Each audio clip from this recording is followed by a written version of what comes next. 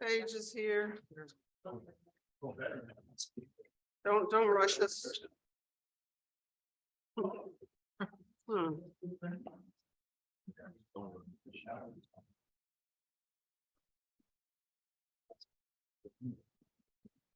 You're flat.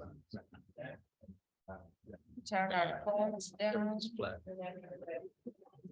Okay, thank you. Okay. I'm calling to order the town council meeting on the budget. This is the second town council meeting. Okay, can you call the roll call? Here. Here. Here. Here. Okay. On March 3rd, 2023, to the time the Princeton packet posted on the township website and in the township municipal bill. Thank you. Can you please stand to salute the flag? Allegiance to the flag.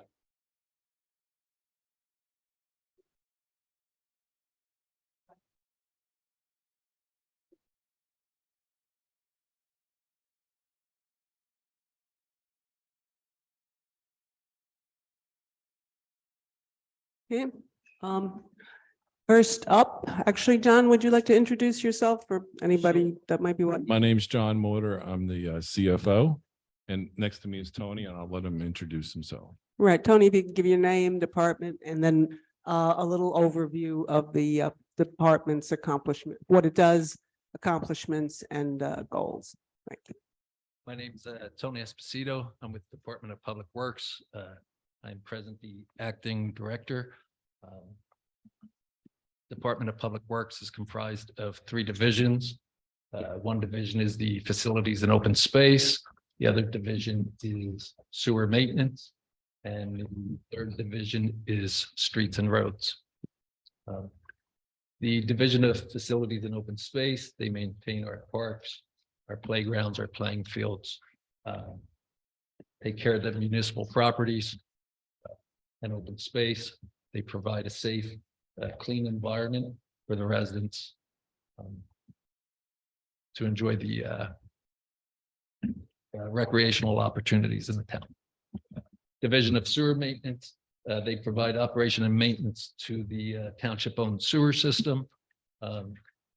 It includes 8 pump stations that the township owns, and they maintain 1 privately owned system.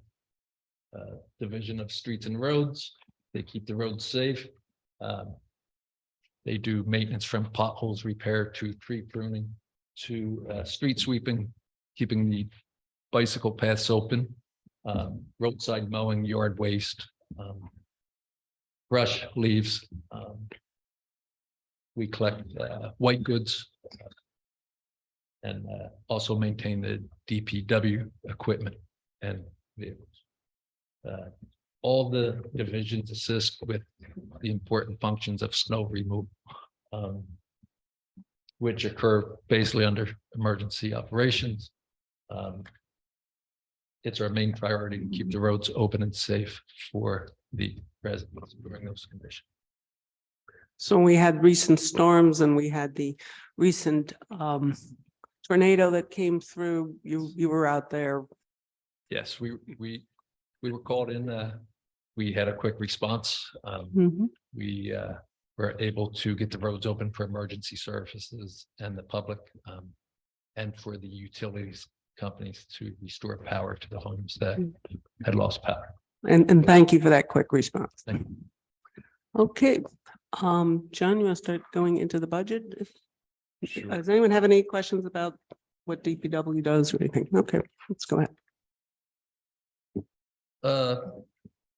If we start with Public Works, or OE is Page 8. Page 8, it starts, the totals on page 9. As you can see, it's flat, so there's no increase for the Public Works OE budget for this year. The next line item is the snow removal budget, which is also flat. So far, so good. It's been rather mild, but Well, let's not jinx it. It's still March. and I just want to remind council, we do have a trust fund, so if this money's not spent, we'll transfer that over next year into the trust fund, try to keep a hefty balance in there. So this way that's why this budget hasn't increased for 15 years, just because whatever we don't spend, we put in for a rainy day. And if we need extra, it's there to spend just for the snow and emergency services. So if we don't buy a large amount of salt a particular year, or we don't have to do overtime and use contractors for snow, that goes into a fund. And if next year becomes a bad year, where we're not going to have this whole pills and valleys, because your guess is as good as mine, and so if we have a bad year, good year, bad year, good year, it flattens out. Yeah, we have about 500,000 in there now, so we have a pretty good balance. So it's, Okay. you know, and it's good to have that this way. Like I said, this budget line item hasn't increased in probably 10 years. Okay. Okay. Okay, thank you. And then the sewer system is also flat on the OE from the prior year. You know, a lot of credit to the public works. And the facilities and open space, there is a slight increase, which is the service and maintenance contract, and it's the township's portion of the Just on the sewer, on the facilities and open space Yeah. OE. There's a Um, slight can increase. I back up? Sure. I see on the sewer, there was like a large vehicle repair, which already happened. I assume something broke down. How do we handle that? I'm looking like it. Yeah, The line where it says vehicle. right. repair We and- had budgeted 10,500 and we ended up spending 36,000. But Tony and Jamie were able to transfer money within their other line items to cover that expense. Okay, so that was an unusual expense, Correct. but you have room to handle that. Do you so, recall which ones? Yes, it was. I believe it was truck 7. Yeah. On the exhaust systems, very expensive. We had to transfer some funds. like Right. John Okay, said, so to we're cover okay with the those. current budgeting because sometimes one place goes wrong, sometimes another, and Correct. hopefully, okay, thank you. So his next budget is the facilities and open space OE. There is a slight increase for line 251, which is service maintenance contracts.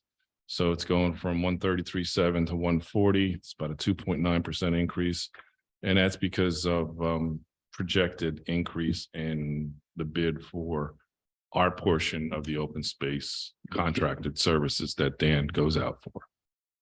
And they did come in and we will have enough money to continue that program. So should be, And some of this money comes from the open space fund? yes, most of it comes from the open space, and there's a portion that can't be used to open space funds. So this is where we fund it.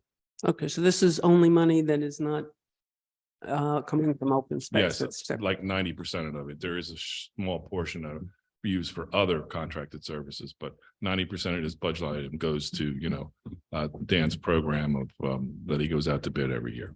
Okay, thank Okay. you. And And I think that's everything on the regular budget, unless anybody has any questions. does anyone on council have questions on the DPW budget?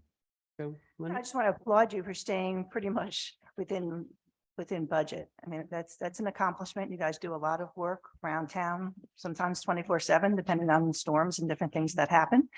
So grateful for that. Thank you. Glad to see increased productivity in street pruning. It is one of the goals for this year. Yes, There's a lot of construction going on, particularly by the train station, Washington Road, and there's water lines, there's sewer lines there. Is there any assessment of these pipes? Because it seems like they break, we fix them, and then another part of the road, there's another break. And I'm wondering, is the infrastructure there just right. slowly crumbling? Along Washington Road, a few years back, we relined the system there so that infrastructure's up to par. Down on Washington Road, we've had some issues from last year, or maybe 2 years ago, I'm sorry. And that section was all relined, so the infrastructure's been upgraded there. So, You're talking sanitary sewer right now. yes, yes. As far as the water companies go, that's all through American Water. Such. So, And the storm sewer, storm sewer, we maintain, unless it's a county road. So, naturally, we do jet televising and so on and so forth with that. Linda? Yeah, so we're in good shape then. With the Yes. Development coming and we can handle it. Yes. Does anyone else have, any kind of questions? I think some of this is covered in capital, actually. Yes. Okay, so if you go to your capital section under Public Works, and the first item is in page 94 for this year's budget.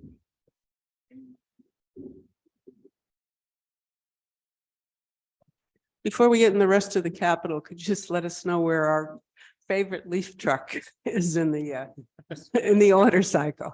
He'll give you an update. Yeah, so on the existing orders, I believe that was from our 2021 budget. I spoke with the reps. The body is in production right now. So hopefully in the next 30, 60 days, we should be hearing something that it's ready to be delivered. So hopefully this That's fall we'll have. Yes. Truck, Yeah, truck for leaf pickup. yes. Is there any use for it before fall at this point? Yes, Cleaning? it can be used along curb lines, cleaning catch basin grates and so on and so forth, as opposed to street sweeper and stuff. Yeah, so it's not just limited to leaf season. So Ooh, So we're looking 30 to 60 days now for the Right. leaf tow. We'd like to know when it comes in. We'd love to see it once it's commissioned. absolutely. Like I stated, the 2021 capital purchases, they are finally coming in. I met with one of our vendors yesterday for a dump truck. They have everything to assemble, and hopefully another 30, 60 days that will be delivered to us also. So hopefully before summer, we should have the truck or later. That particular truck, yes, I would think so. And then we still have a garbage truck that the body is being installed also from the 2021 approved. Yeah, I remember when we talked to that vendor, I guess it was right before the summer of 2021, it was, 6-8 weeks. It was, and then the whole bottom of the country fell out, I guess.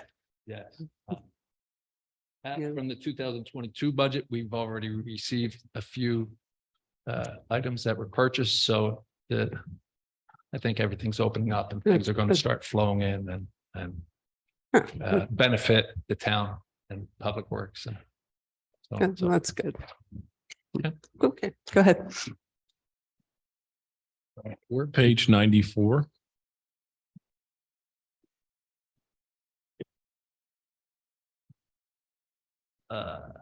Page 94, remote monitoring systems for the sewer pump stations.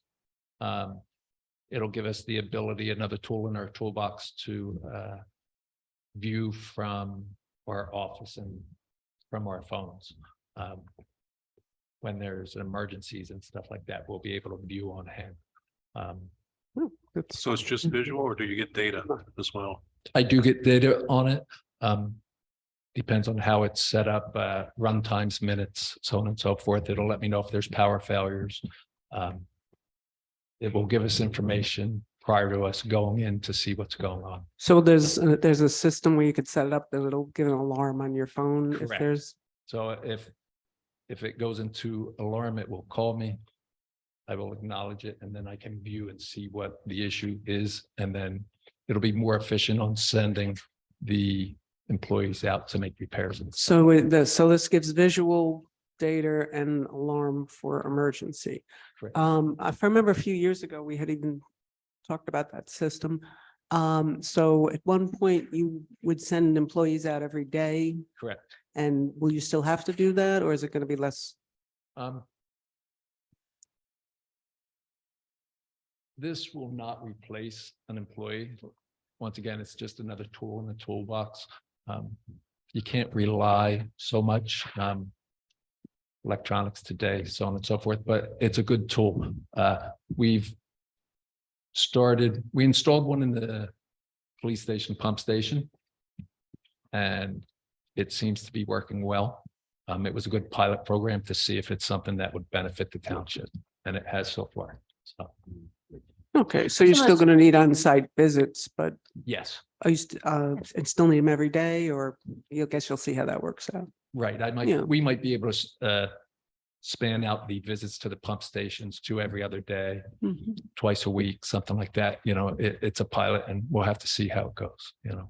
Yeah, because I see our workers, because I'm in Hunter's Run. Yes. So the pump station's down the block, which is about 30 years old, and Yes. it's up to be replaced just because of, age, wear and tear and problems. So with this program, I think that helps. It would save some time if you don't have to go every single day. I just see the Absolutely. trucks go up and down almost everything, Right. just to check on it. So And the other thing is if something happens during the day, if there's a big leak or something, the pressure will go down, you'll know right away. When, Right. so, right. Okay. Okay, good, sounds Ne- good. next page is 96.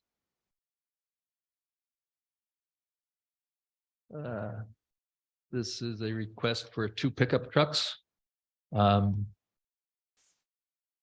They will be replacing a 2003 and a 2008.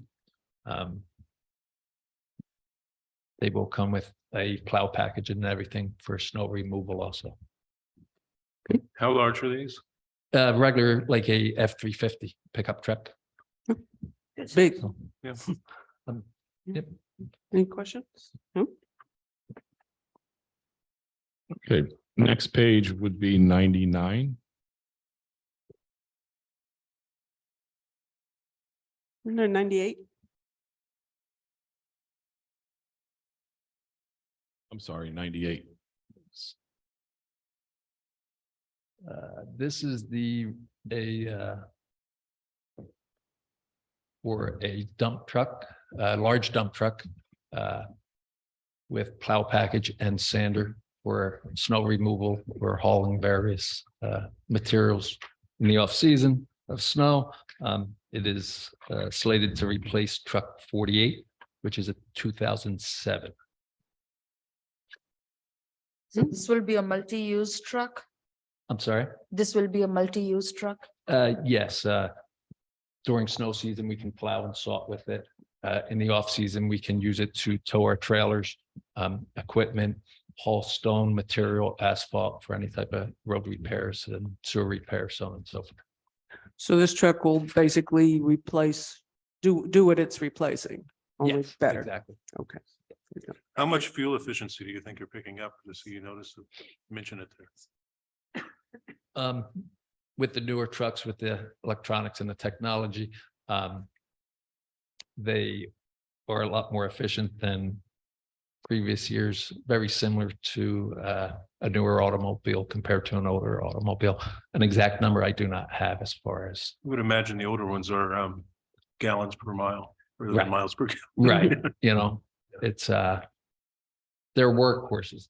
They do what they're supposed to do.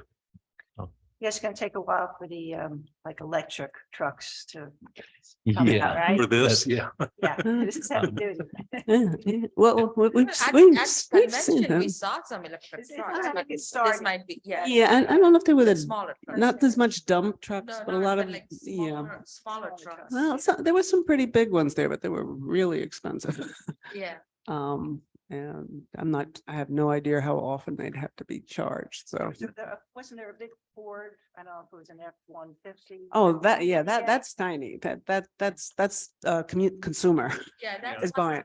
That's a consumer truck. 150s, that's That's lightning. yes, the Lightning, Lightning. but I they think- did I think have, What they need is a bigger truck. Yeah, 250. they did have Big some Just massive. imagine how big the battery would be. No, they had them. They even had like the leaf blower. They had huge electric trucks there because essentially it's a motor instead, but right now they are pretty expensive and I'm not sure if they had to cut weight somewhere, so. But it's probably coming, or maybe something else is coming instead of electric for these big trucks. I don't know. Okay, page 99. 99 is a mason dump that will come with a plow package also. It's one step up from a pickup truck, but it's a few steps down from the larger dump trucks. We use them throughout the town, number one for plowing, for hauling stumps and materials and so anything that's needed. They have the towing capacity to tow our trailers for our ball fields and moving equipment around also. And that will be replacing truck 25, which is a 2009.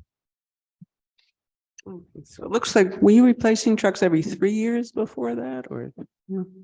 Yes, last year, we were only allocated one out of two vehicles that were put into the budget by the state. So, we were only, I put in for a mason dump, which is ordered. They're trying to span out because of the pandemic and supply chains that all the municipalities get a little bit. So hopefully it gets approved through the state once it, once we go to procure the equipment. Okay, and this is a staggered replacement of these trucks, so. Yes, I have one in for 2023, 25, and 2027. So every 2 years. Correct. Because of the lag in getting equipment, a lot of our trucks are getting old and aged and wearing out. But the older trucks are a 2009, a 12 and a 15. So Right. are they lasting a little less long or? I'm sorry. I said, it looks like you're replacing a 2009, a 2012 and a 2015. So Right. were we replacing less often before or just that just happened to be what these years are? Yes, this is like the oldest models that we have in stock. Okay. So, And if one of those two old and newer ones are viable, they may just keep it as backup. sometimes, yes. They like to hoard things. They don't throw it out. Yeah. You notice 2009, 2007. So if it has any life left, they'll use it as a backup. No, or do you cannibalize too? Uh-huh. Okay, all right. Just, under status of project bid process, but do you use the state contract? Yes, state So contracts, help it out.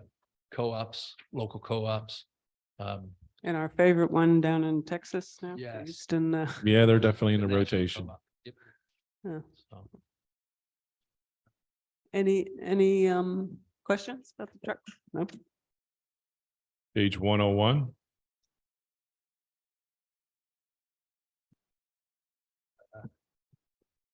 This is a combination truck. It's a truck that is used for jetting and cleaning sewer lines. It has a vac system and it also, we use it for cleaning our storm systems, our catch basins when they're blocked. Does this truck have any capability of looking down there at the same time, like a visual? Or is that a different? They do offer those options. We do have a TV van that has that capability.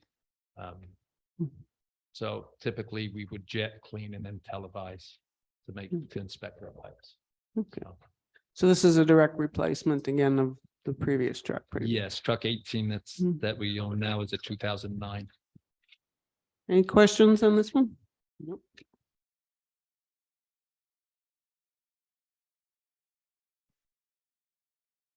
One oh three.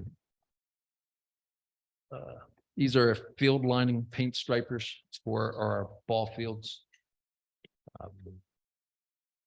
Requesting one for 2023 and then another one in 2026.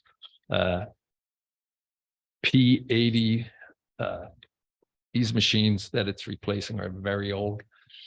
I couldn't even come up with an actual year that it's from.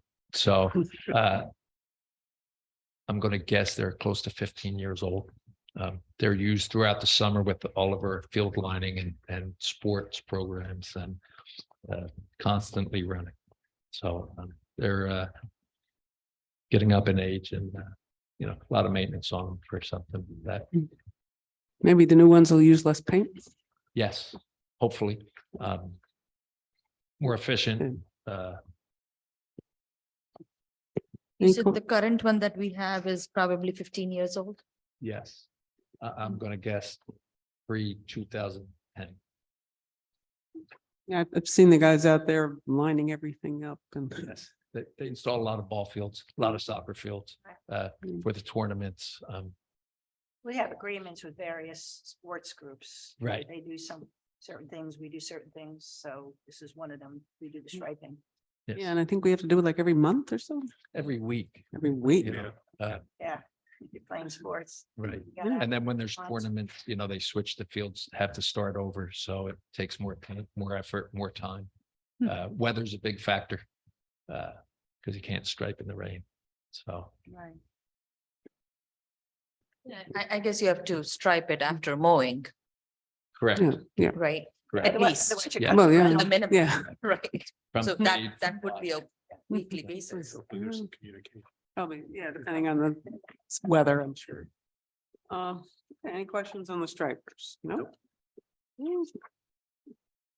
Page 104. This is that general public works, general building account that we set aside money every year. So if we have any major repairs, we'll have funds available. Do we have any balance in this? I don't have it in front of me, but we do have I'm gonna say we probably have around 75,000. But I'll double check for you. I know, and I'll give you a figure. That for some project coming up? Like another building or something, you're gonna put that. to Yeah, work, that's or- on the other page. Yeah, no, this is maintenance, right? Yeah, this is just for like, major repairs, an AC unit goes out or, a lift goes or something of that nature on the facility. So, So you have that fund. yeah, we, that you'll we, we, check we and- try to accumulate anywhere from 50 to 100,000. So this way we can, just repair it when, or replace when it's needed. And it's worked well throughout the town. So. Yeah, at some point, we're gonna have to expand the Public Works complex. So that's our next page, and that's just a placeholder for now. And hopefully in the future, we can put something together. Thanks. Let's see. Page 107.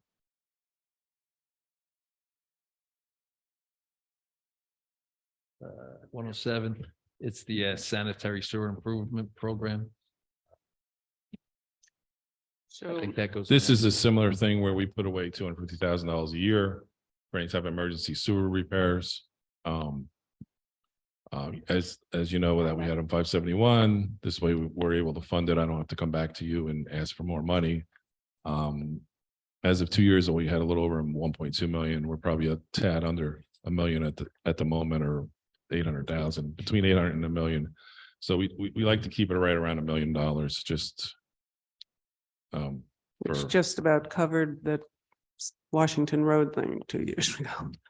Yeah, that was a big one that we kind of drawed down on. So this is something we definitely like to keep accumulating just for those emergency situations. Okay, I was a little confused with, it said here that based on results of evaluation portion, so do you do a yearly evaluation and then see what needs to be fixed that year, or are you planning on doing an evaluation?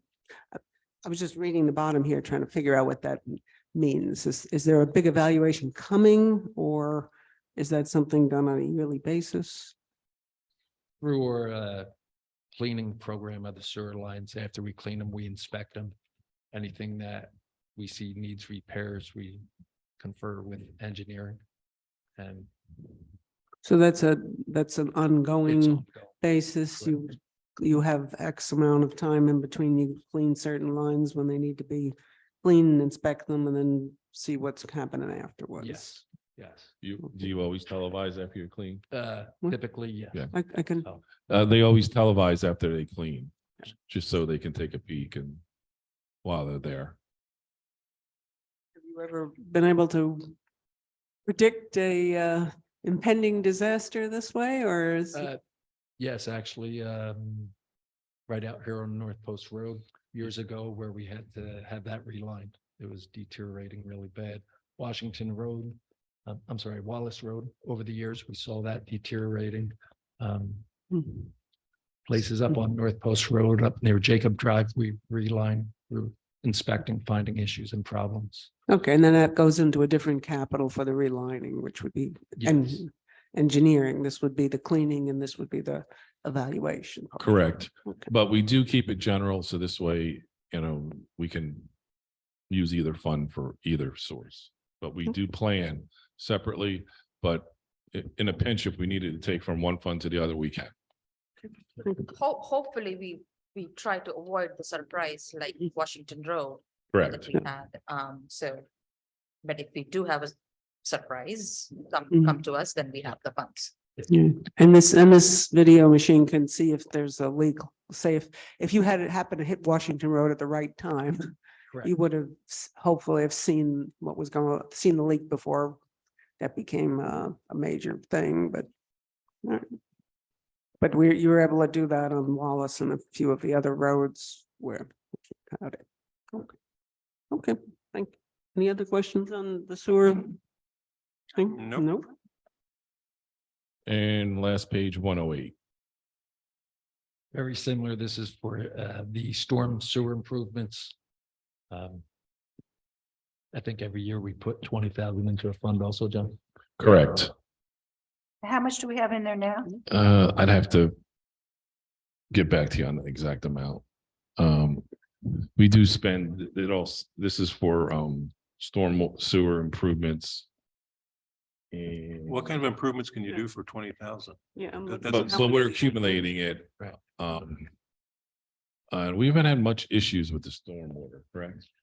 No, once again, if we have to replace the catch basin grates and back plates and make any repairs, that's the. So this is also like a general fund Fund. It is, for it is. storm system. Okay.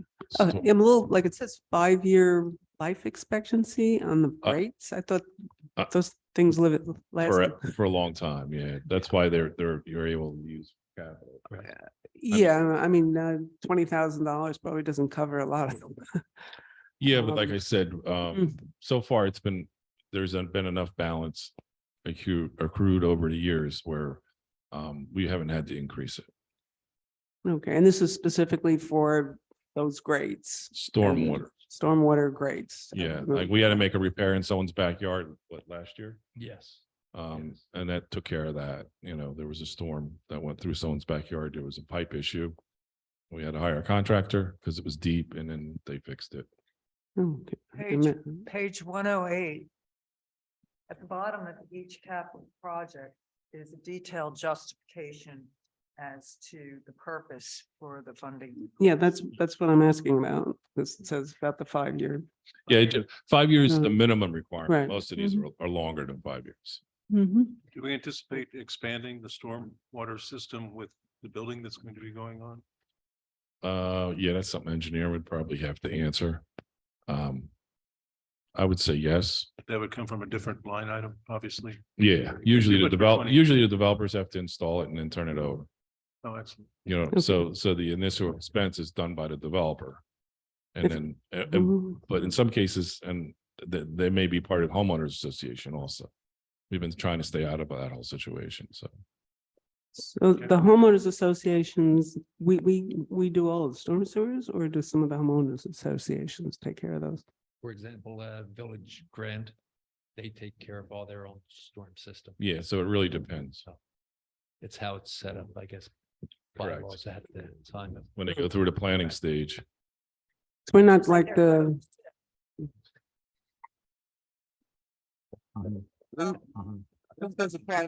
Same thing with this- same thing with this. We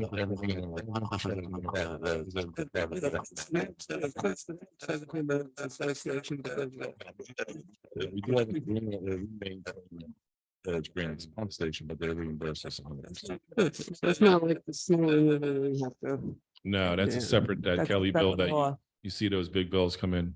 Yeah, I do. Yeah, that's under a Kelly law, it's called, yeah. Correct, Kelly. bill. Yeah, okay, so then, well, that's good. All right, thank you. on that. And I think that's it for Public Public Works. Does anything, anybody have anything else to ask for Public Works? Once? No, nothing for Public Works, but just as general, maybe for next year, if there's a balance in an account. Because sometimes you say it and sometimes not. That would be good Right. for- Yeah, we're gonna, say. we'll try to be more diligent to put it right on that page. So this way, I won't have to do as much follow-up. Right, we get it. There's a lot of them that do have it, but some of them. It's Correct. not there. That would be appreciated. Appreciate Thank it. you. Yeah, No problem. We will, I think there's a little more this year than there was from Yeah. previous years, so thank you for that. On yeah. Spreadsheets too, yeah. Hmm, There's no place that we would. yeah, Okay. okay. All right, thank you very much, Tony, and we do appreciate the work, and we do know that you're out there in the worst weather.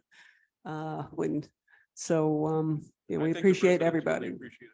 Yeah, yeah, we always get like, thank you to DPW for taking care of everything after all these big events.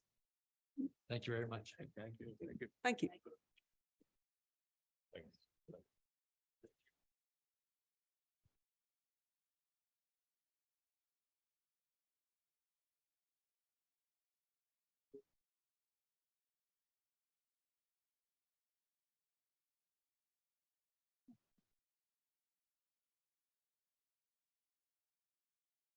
Okay, so we're doing fire and emergency first. We'll start with, yes, after he does his, introduction, we'll start on page 3. Excuse me, page. Start on page 3. So if you could give your name, a little bit about the department, and then a little bit of the accomplishments and goals Sure. summary. Thanks. My name is Tim Lynch. I'm the Chief of Fire and Emergency Services. I'm actually here representing several divisions under the Department of Public Safety. I'm here on behalf of Division of Fire and Emergency Services, the Fire Marshal's Office, the Volunteer Fire Division, and the Office of Emergency Management. So for 2022, we had a lot of things go on. One of the biggest ones, we received delivery of and inspected and paid for a new fire truck for West Windsor Volunteer Fire Company. We continued with facility upgrades to the Fire and Emergency Services Station. We also conducted an entry-level hiring process. We had a retirement of Fire Captain Joe Gribbins. And for those of you who knew Joe started as a volunteer here in town in Princeton Junction in the 70s. And after 50 years of volunteer and career service to the town, decided it was time to retire and move on. So Joe's enjoying his retirement. And with me this morning, I have firefighter Chris Rambo and Captain John Bain, who have been with us for a couple of years, and Captain Scott Cook, who replaced Joe when Joe retired. So Scott is a new captain of the division and doing great things with us. So I took CERT training with Joe, so yeah, that was a few years ago, but that was probably the last time you did CERT training, I think. probably, Yes. yeah, we haven't done it in a while, but Mhm.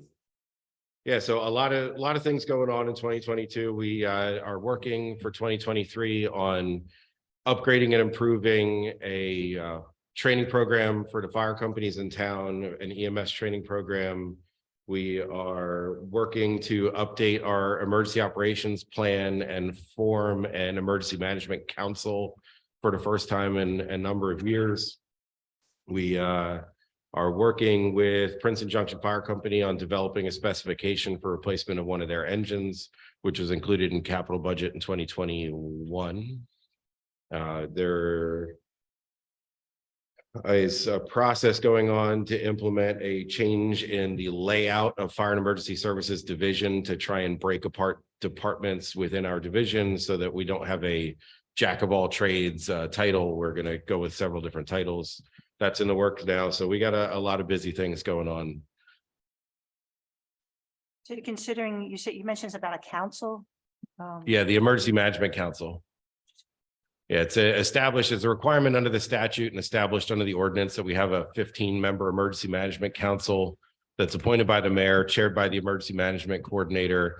And the responsibility is to work to advise the Emergency Management Coordinator in forming the emergency operations plan that is submitted through FEMA. That's how we, in the event that we declare an emergency, it's the plan of how we operate. What do we do? So the intent is to get stakeholders from the community to come and contribute to how they think we should operate in an emergency. So essentially the only The only two positions that are mandated be on it are the emergency management coordinator and a member of council.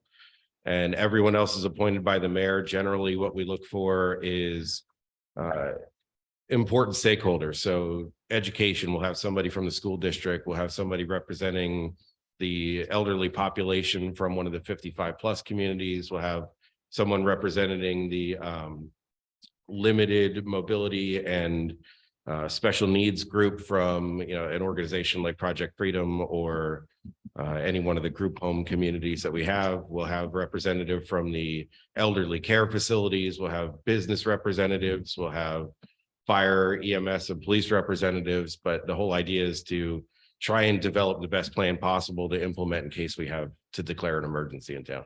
This is in addition to the regular, you have some kind of council right now. We have a council member that's on that.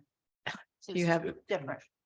Technically, that doesn't exist. So it was known as the Public Safety Committee. That was something that was formed under a previous administrator. It is not established by ordinance. There's no true layout for it. There was never any formality to it. It's something that we can discuss, but technically that committee doesn't exist. Oh, 'cause So it's in the each- procedural guidance. So Send them. each year, the position that Mike has held recently and Sonia is actually the committee that Tim is speaking of. And that person years ago, it was decided would go to the public safety meetings that used to be held on a regular basis as someone to bring back to council. So this will be They're technically two separate right. groups, but the Public Safety Committee that used to meet periodically is not a formal thing. It was just kind of a loose group of the members of the volunteer fire companies, the police department, the career fire department, everything. We just kind of met and spoke. So that wasn't really a formal committee. So would that go away and then? That's a discussion that we can have. but it They're sounds- technically two separate. Okay, it sounds totally separate. The first one is you have to put together a plan. If FEMA calls an emergency, It's what an are you going to emergency do? operation plan. What are you going to do? And yes, I did take the SART training and I Yep. remember all those plans and who's in charge when and all that kind of thing.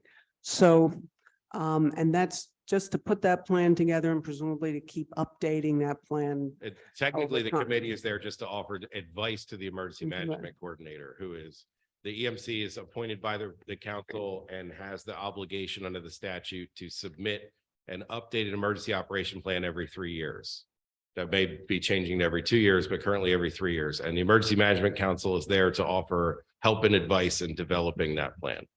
So do we have a And- timeline when this emergency management council will be formed in the way that you outlined? I'm waiting on, I currently have, we need 15 names for the committee. I have about 10 right now that are committed. Once I have the other 5, then I'll be submitting those names to the mayor. It's a mayoral appointment. So once the mayor gets the names, we'll appoint a committee. My hope was to have our first meeting in April, but I'm still waiting on, for example, the school district. I reached out to Dr. Adderhold and he said they're committed. They want to be involved. He's just got to pick the right person to be on the group. So I'm just waiting for a name back from him and then we'll have that. So that's, I'm just kind of waiting on a few participants. but But that's this is a- state mandated, right? Yes, We have to do this. yes. So- Right, Yeah. but So that's we are working different. towards having it early this year. Yeah, the hope is to Yeah, have the it within spring, the the next month spring, or two. hopefully. Yeah. Okay, so it sounds like that is a separate committee. Theoretically, the council needs to appoint somebody. I mean, we have someone appointed to the other committee, but we don't have anything in our Techni- rules. Technically, that current appointment is to the Emergency Management Council. So the Public Safety Committee, what you're thinking of that used to meet periodically is not a formal committee. There's no official appointment to it. It's not recognized under the ordinance. It doesn't actually exist. So that's a separate discussion then. Yeah, That's a that's a separate separate discussion. Discussion, we could always If you amend our if you want to rules. form that, because right now the current ordinance doesn't ask for it. The current ordinance doesn't, and our current rules doesn't have anybody on. It's in the procedural guidelines, which is in the ordinance code, but we don't have to. No, we you're don't have to saying- discuss that now, And but, this would be, We can discuss this. and but it because- doesn't cover it, so we may need to change. and rules or because the something. mayor is the director of public safety, Mhm. that would be fall under his jurisdiction. Mhm. So maybe this new committee is something that Okay, yeah, so, transition to instead of the other. Yeah, we could probably just change our, we'll I discuss think that. It's a discussion to have with the mayor. Mhm. The mayor and the upcoming deputy public safety director. I'm sure we'll be happy to answer any of your questions about that. Okay. But maybe by April, everybody gets, we get You're at through, the edge of your seat. Mhm. get through Oh. budget season here, maybe. Yeah. we can come Right, back to us. okay, and we can decide, Be done. okay, we can decide that outside the budget, I guess. All right, anything additional at this point? Not unless you have any questions about all the different functions of our division. Mention, If not, we can- anybody have any additional questions for Tim at this Yeah, point? just, appreciate Hmm. getting in, I'll speak as a planning board member, the reports. No. Okay, Sam and Lisa would argue with you because they're always chasing me around trying to get them on time. So, All right. but yes, I appreciate the planning board allowing me to put input into Oh, the yeah, planning yeah, process. So, absolutely, because we won't vote on an application without your report. which So, has delayed some things before. you're right, so. They're always waiting for me. Yes, Yeah, so Yeah. you're here to talk about our EMS, EMT department and our volunteer fire companies. So I'm here to talk about fire and emergency services, which encompasses the career firefighters and the EMS agency, the volunteer fire division, the Office of Emergency Management, and the fire marshal's office.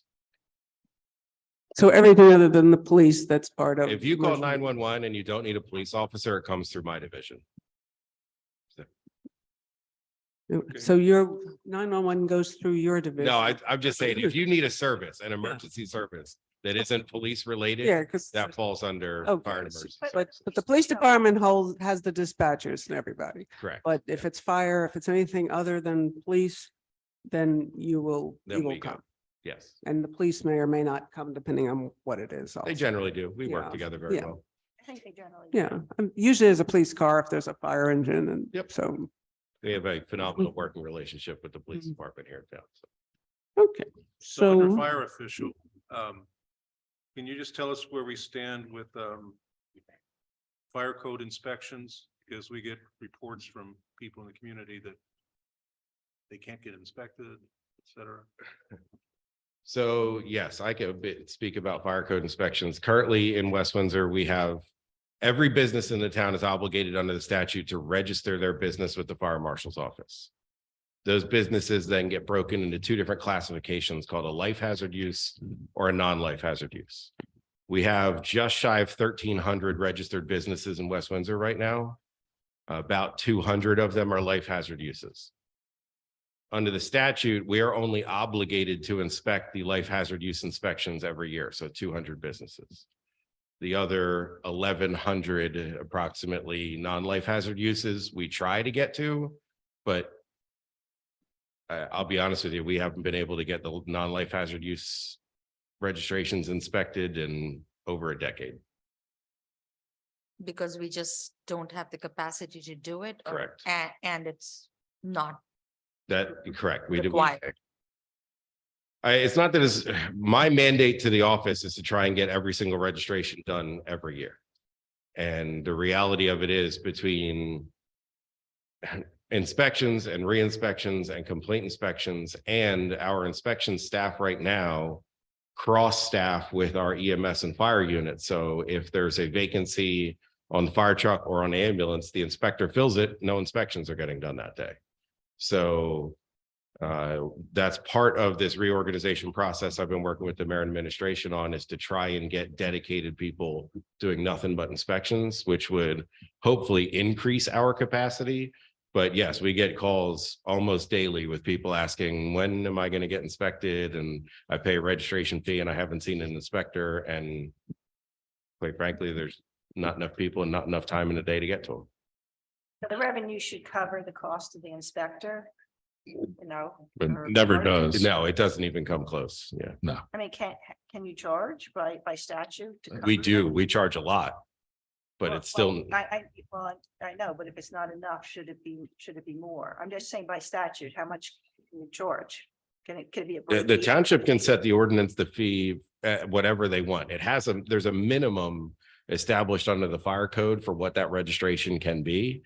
But we can raise that fee to whatever we would like it to be. I can tell you, we are almost double what the fee is under the fire code, and we are one of the highest in the county already, and we still don't have enough revenue to put enough people on to hire or to conduct inspections in every business. No, like Tim said, for Tuesday's meeting, we have the personnel discussion. And part of that is planned to do some reorganization so we can have more inspectors and some other items that we can discuss and close. Okay, you do have a capital item in here for some trucks and stuff for those part-time inspectors, I think. Yeah, I will get to that when we get into. When we get to I can capital, explain so that. So, apparently there's something. yes, that is an ongoing issue. So right now, our inspectors are able to get on the truck for fire calls because they are cross-trained. Every employee that we have, so I have 3 with me right now. Everyone sitting back there is currently trained as a firefighter, EMT, fire inspector, hazmat tech, and confined space rescue technician. So any one of them can fill any position in our department. So right now, we have 3 people who are assigned to do UFC inspections under the division. But whenever there's a vacancy on the ambulance or the fire truck, because the priority is emergency response, that's always going to win. So whenever there's a vacancy on an emergency response vehicle, that inspector gets pulled and goes and covers the response unit. I did a study, and this will come up, I believe, in the personnel discussion John was talking about, but we have 3 inspectors. They work 40 hours a week. That's 120 hours that are supposed to be dedicated to inspections. And in 2020 and 2021, less than 8 hours a week was actually done in inspections because people have time off, they go to training, and they get pulled for emergency response coverage. So there's just not enough time to do inspections. Because they're being trained in each of those areas. Correct. So Is there any liability? Uh, for the township? I would direct you to the township attorney, but I will tell you is that the first question the mayor was asked after the Avalon fire was, when was the last time this building was inspected? And that building had been inspected within the last 6 months before that fire, but the inspection prior to that was in 2016. So the commercial is the only requirement, really. Correct. What we Not do, the other items. commercial building inspections, and then any residential property at the change of occupancy. So a property sale or if a renter changes, then we have to go in and do an inspection. Okay, and that's the one where basically they were just testing the fire alarm, right? For residential, we Yeah, check for residential. smoke detectors, carbon monoxide So- detectors, and a fire extinguisher. But it's just the alarm, it's not, and the extinguisher, you don't look at the building, right? Correct. We don't look at anything else in the building. Okay. Okay. So, but if you don't do that, then the person can't sell their house or? Correct. Under the statute in New Jersey, the only thing required for a transfer of ownership of a residential property or at the change of occupant for a rental is a certificate of compliance with carbon monoxide detectors, smoke detectors, and fire extinguisher. There's no requirement for a certificate of occupancy or housing inspection. That the only thing required is the smoke cert. Yeah, I mean, I guess we could change that. Maybe other towns have more included in that CO. Yes, other towns do require a certificate of occupancy. Again, that would be under the construction official. So I'll keep my mouth shut. Yeah, Or we well, change the ordinance. I think we're getting into adding stuff at this point, so, yeah, we might need to, well, but we need people too, so. Yeah. Anyway, but that's an interesting topic for conversation is that's something that we need to do in the future. Okay, Um, page 3. Hey, You can start with the supplemental fire. So supplemental fire, that's a program where money is made available through the municipal budget for supplementing the operation of the fire companies. We use this for What page? Page 3, page 3. it's the third up. 105, 12, 200. So that money we use for testing. I currently use it for testing extrication equipment and the SCBA breathing air compressors. It's just a little bit extra money to help the volunteer fire companies. And this is an old program that was initially funded by grants. Yeah. And when the grants dried up, the town continued to fund it through the regular budget process. And what does that actually give the money to? Is it? It comes through my division, but we currently use it. Every year we have to do testing and maintenance of our SCBA compressor and fill stations. You have to test the air to make sure that the breathing air is safe. And that's essentially what we use that money for. Okay, thanks. Next down, 10513, the Uniform Fire Code. It's basically flat. There's a small increase. Our annual the software, the record management software, there's a cost increase every year that goes with that. And that's digitized and in paper or, Everything we do now is digital. okay, so they have it on like an iPad type of, Yep, all the inspectors, we have iPads and we're transitioning to a tough book rather than the iPad Hmm. because the web-based system has much more user capabilities than the app for the iPad does. So we're transitioning into the tough books. Up next, the emergency services accounts. There's 2 requests for increase in there. One is under the physical section. We're required every year under POSHA because we are one of the. are we on page 4 now? Page 4. Page 4. 10514 200. Well, you skipped also the volunteer fire companies. Yeah. Oh, no, I'm sorry. That's Yeah, below no, that. yeah. My bad. If you're looking at the physicals, medical. that one? Yes, that's the account that I was talking about, the physicals. So That's way up, so. yes, so Yes, the right, physical. we're required under POSHA. We are one of the 3 county hazmat teams. And there's a requirement under POSHA to give a physical that includes pulmonary function testing, heavy metal, blood work, chest X-ray. It's a pretty comprehensive physical. And we solicited quotes from multiple vendors last year, and the physicals come in at just under $1,000 a person. So the $4,000 wasn't enough to give physicals to our 15 firefighters. It seems like a lot of the physicals have gone up. Mhm. I think several of the department budgets, so.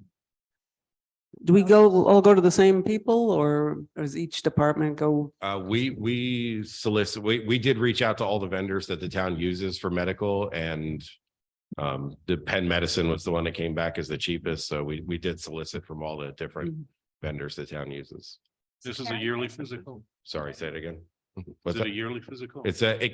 It's an annual physical unless the doctor deems that you can go up to 2 years. So it depends on the health of the firefighter, but that's up to the physician. The standard is that we're supposed to give it every year. The doctor can opt for that to be every other year. So we budget for every year. For every year, yeah, because, who And knows? this is for our career. Yes, this is just for the career firefighters. What about the volunteer fire companies? Do they do physicals regularly? I don't believe so. I don't think so. Should they? Should, I mean, that's the question. That's a question, yeah. You're asking me a loaded question. So the ordinance says yes, in order for them to be considered a firefighter, they have to be a member of the volunteer fire company and receive a physical from an approved physician. The NFPA standard says that every driver of a fire truck is supposed to have an annual physical. And the NFPA standard for firefighters is that you're supposed to have an entry-level physical and at least a biannually physical, so every other year. So as far as I know, no, the fire companies they get a physical to enter the Relief Association when they become a firefighter, but that's not the same physical. That's not the NFPA compliant physical. So but- that's something we should be doing or not?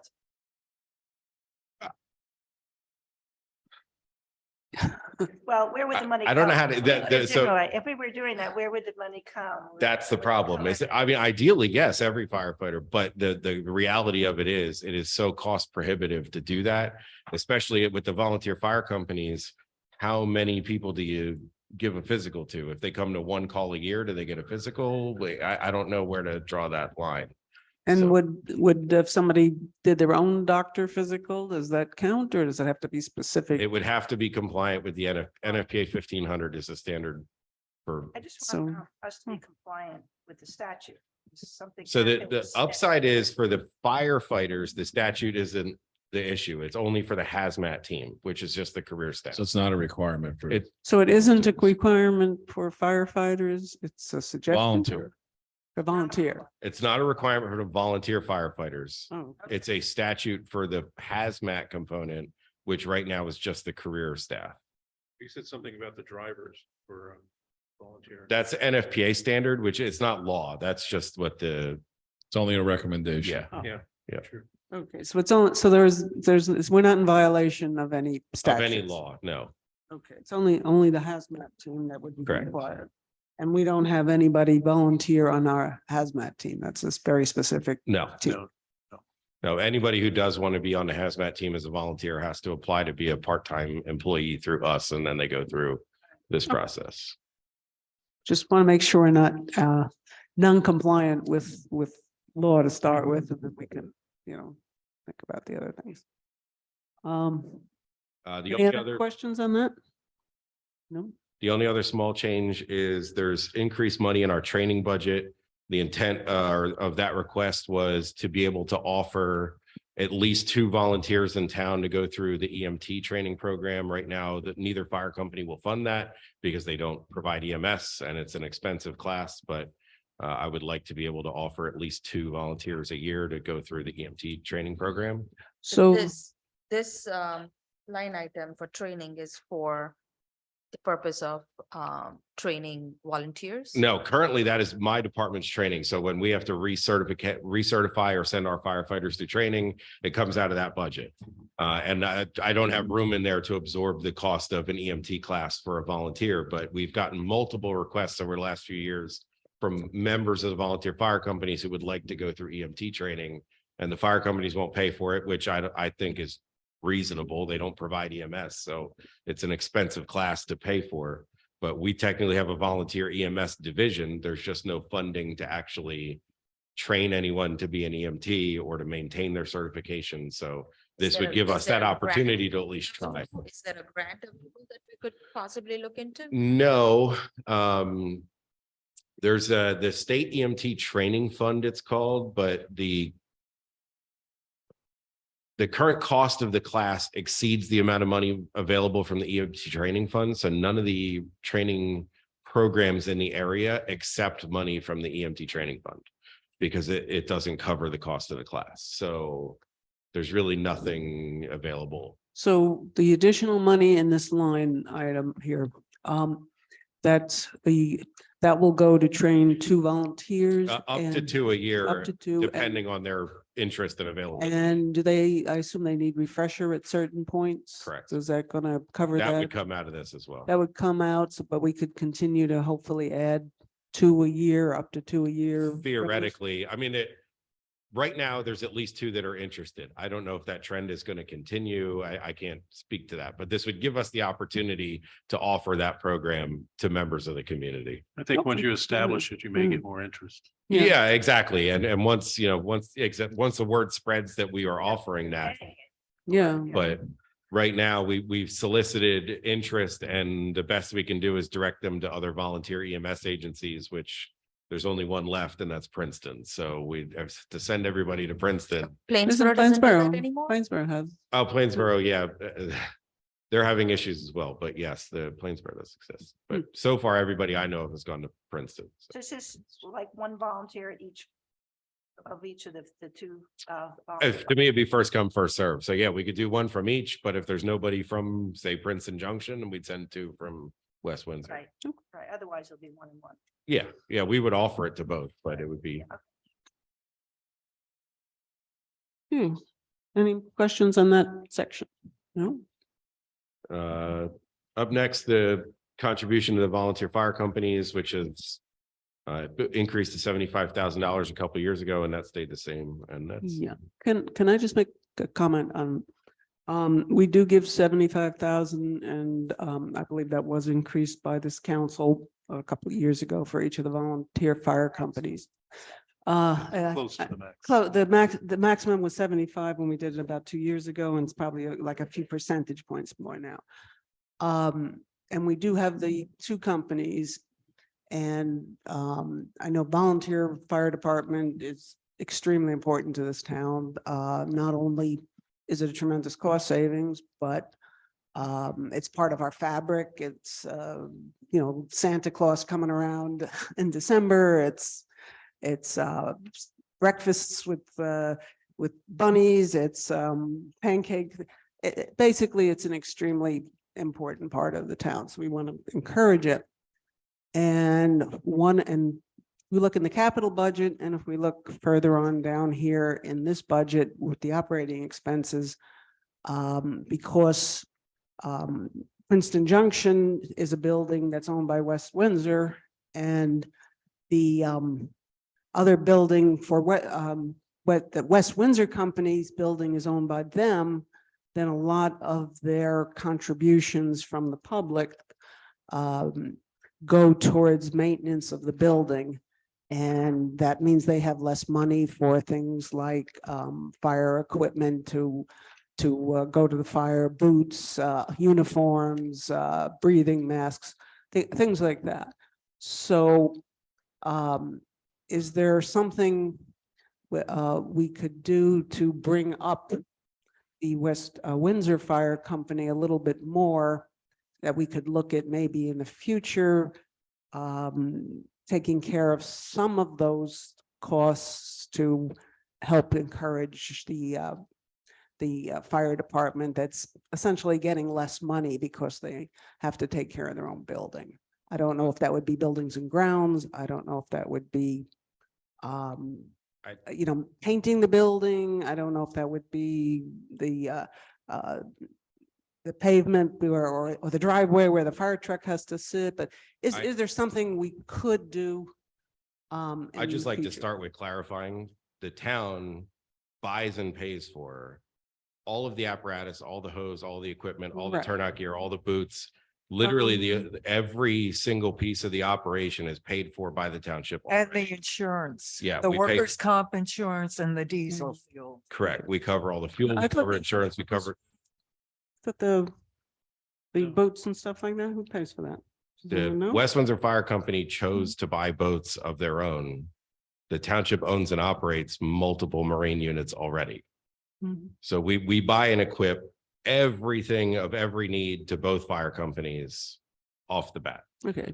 The- Okay. Is that, okay, because I keep hearing that there's not enough uniforms and that people are, Then and women to be properly fitted and. so So do, that does in the the capital- town- Correct size for them. so is the PPE, town? Yes. When we get to PPE. capital, you can address that. Yeah. Yeah. There's some money in Okay, there. I'm just throwing out there that there is an expense there. I don't know if there's something, I can't, We could- I mean, yeah. the town does not own West Windsor Fire Company. Mm. Which makes it a lot trickier, so. Yeah. All right, it's just something to maybe think about for next Mhm. year is there enough money there for maintaining everything that they basically need just from the donations and things like that. Anybody else have any thoughts or know a little bit more about where that money comes from for? I think there was like $16,000 somewhere in the budget I saw for the volunteers for outfits. There is, when we get to the capital budget, there is money. We could talk PPE. about that. No, I think that was for the paid. I don't think that wouldn't have covered everybody. I don't know. Well, they Can I- have covered everyone, Okay.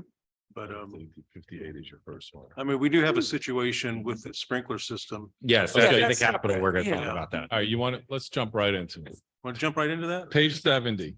Are we done with this? Can we finish the operating first? Oh, I thought you were done. Is there anything? more? That was the last thing that I had, unless anybody has any questions about our operating budget. Starting. Okay, we're gonna go to the capital, page 58. We'll start from the beginning and work way back.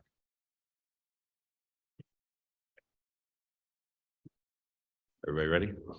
The first thing on there, page 58, $75,000 for the replacement of our AEDs. These are the AEDs in our emergency response vehicles. They're at the point now we can't get parts and pads for them. The manufacturers just decided that it was time to move on to the new model, so we can't get stuff for them anymore. So So these AEDs sit in the trucks or in the buildings? these are the ones for our response trucks, not like the one in the lobby here in the building. That's a separate, that would be under buildings and grounds. This is for the ambulances, the fire trucks, the, first responder vehicles, all So of those. Almost all of them have an AED in them. Not everyone, but almost all of them have an AED. So how many would 75,000 pay for? We're still waiting on quotes. The last we were able to get a response back was early last year, but we're looking at replacing about 15. So that should cover most of our vehicles. That should get us enough Response to, vehicles? yes, that should cover our response vehicles and be able to get us some spare batteries and pads and stuff that come with the new purchase. Because when we get the new AEDs, all of our existing stock of supplies will no longer work. And the response vehicles you just mentioned, ambulances are. So we have 3 ambulances, 3 first Engines. responder vehicles. There's 1, 2, 3, 4. Sorry, I'm counting them in my head now. And these are first respon- replacements, so we do have current ones. We but have they are current ones, not- yeah, but once our supply of stock for AED pads and batteries goes away or expires, then we're not able to replace them anymore. They're That's not why we being, are they're replacing. no longer being serviced. Correct, yeah, the manufacturer But doesn't. they are in good condition right now. Oh, that- yeah, they're that currently they are working. We being just used. can't They're working condition. The pads have a fairly short shelf life. less than a year. Yeah, Yep. so are we in a position where that might not be available? anymore? Not if this gets funded, it'll be okay. Does this cover training too on the new system?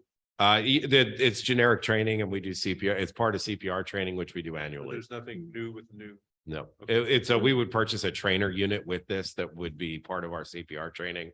But yeah, but we don't have to like bring somebody in or pay for a training class or anything. So they didn't make any major changes. They just Nope, Updated the internal. they technology. haven't really updated AEDs in a long time. You turn them on, it tells you how to work it. So, Thank God. Okay, the next one is page 60. This is for personal protective equipment for firefighters.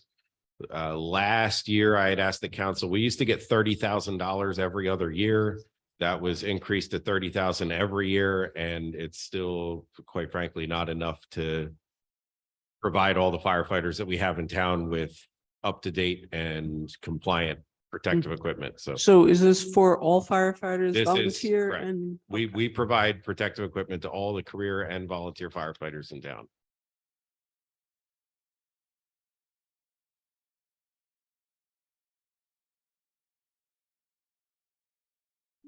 So how many? A full set of turnout gear costs a little over $3,000 and they only have a 10-year lifespan now. So we have to replace every 10 years. Every 10 years. So this should put us on track to keep about 100 sets of gear on a 10-year rotating basis, with allowing for sometimes people leave and you have to buy an extra set of gear. Not everybody stays for 10 years. So we have to replace them more often. When things get damaged, we could buy replacements. So this is good for a 10-year rotating schedule with some fluff for damage. So when somebody leaves, somebody else could use that equipment if. As the long as it size fits them, yeah. Fits them, Yeah. right. But we can also send some of that stuff out for alterations, but usually the alterations are almost as expensive as buying a new coat or pants. Or But Boots come in certain sizes. I mean, it's getting turnout gear repaired or altered is incredibly expensive because it has to go to a manufacturer approved representative and they have to use the manufacturer's thread and material to make sure that it maintains its flame resistant rating. well, Yeah, now they're at a gear wash out of New York. It's the, I can understand that. Yeah. You And- you and put the like wrong. The boots are a certain size that Yeah, won't fit that don't fit. everybody. and the boots The hats generally. have to be some kind of a size that would fit. One thing that we tend to do as firefighters is crawl a lot. You end up on the Mm. ground, which wears the toes of your boot out. And once the outer shell of the boot, whether it be Mm. leather or rubber, wears through, they're no longer serviceable and have to be replaced. And a new set of boots. How much? For a new set of boots? About $500 for a new set of boots. So we get 3 to 4 years out of a set of boots and then have to buy a new set.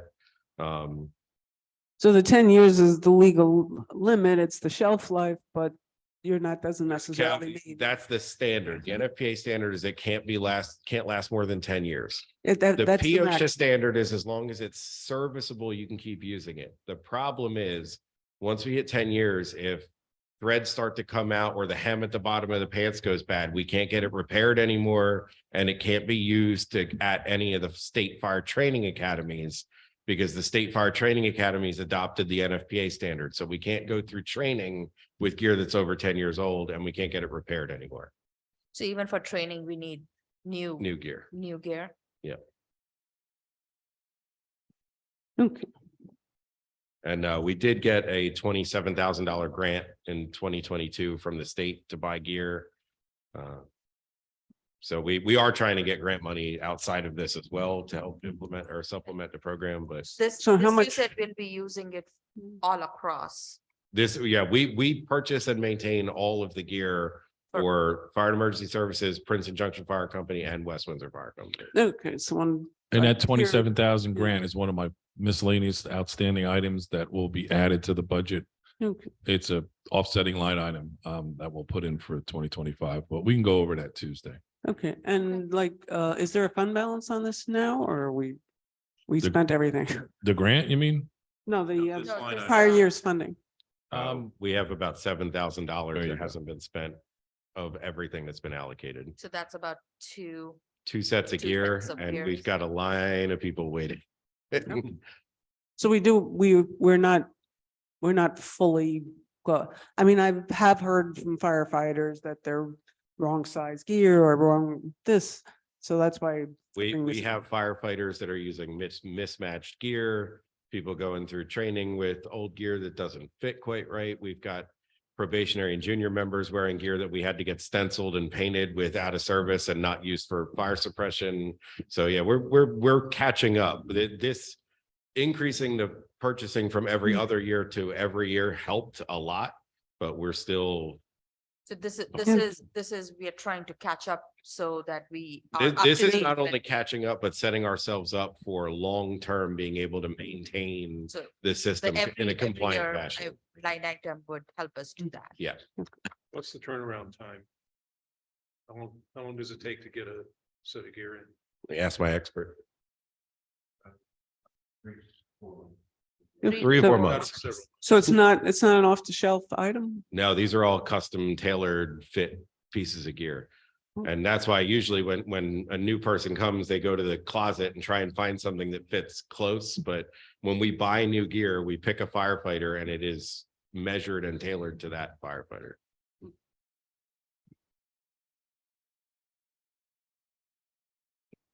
Other than say boots, I would assume. Okay, next page would be page 62. This is a request for funding to replace Rescue 43, which is the West Windsor Volunteer Fire Company, or assigned to the West Windsor Volunteer Fire Company. It is currently a 1991 unit that has been pushed back and delayed replacement, and it is in need of replacement. So it is 32 years old right now. How high can this go? You know, with the ladders, how?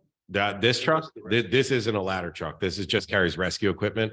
This actually, it doesn't have a pump tank or any really firefighting. It's specifically designed for rescue. So motor vehicle accidents and extrications, ice rescue, water rescue, those kind of things. Ladder is what we got last year, right? No, we haven't bought The it. That was an year engine. The year before. We haven't bought a ladder since 2013. This, yeah, well, this, well, it kind And of says here. that is Yeah. being very conservative. Yeah. Can you The just, cost of Is that with fire, the equipment as what- well, or is it just the? it depends on what the manufacturing cost comes back. The intent was to buy new equipment with it. I don't think that that's a reality. The cost of fire apparatus has gone up exponentially over the last 5 years. Yeah. And I mean, and the estimate from the vendors is that every year you can add 10% to the cost. So Why is that? Is hmm. it metal or? my opinion, it's supply and demand. They can charge what they want because there's only a few vendors and everybody's in line. Right now, The one manufacturer that we're speaking to about replacing engine 44 for Princeton Junction said if we order a truck right now, maybe 2 to 3 years, we'll actually accept delivery. So they're not in any need to sell fire trucks. They're selling plenty at these prices. So there's no reason for them to lower the cost. I guess the bottom line is they can get it. Exactly. They can get it. So that's what they're Can charging. you just clarify? Because it's a little confusing. It says that you're going to evaluate if replacement is needed. So is that mean? Oh, yeah, that was a carryover from when this was in previous years. So Okay, because that was totally confusing. replacement to is me. absolutely needed on this. truck. Okay, so that was totally I confusing. second the Yes. motion. Yes. Yeah, that, you're looking at the 32-year-old that might or might not. be. The truck was So originally, basically you want the truck. There's no the question. truck was originally intended to be replaced in 2011. At that point, they decided that it was still functional enough. They would push it out 5 years, would push us to 2016. And at that point, there were other apparatus that were higher priority in need of replacement. So it got delayed even further.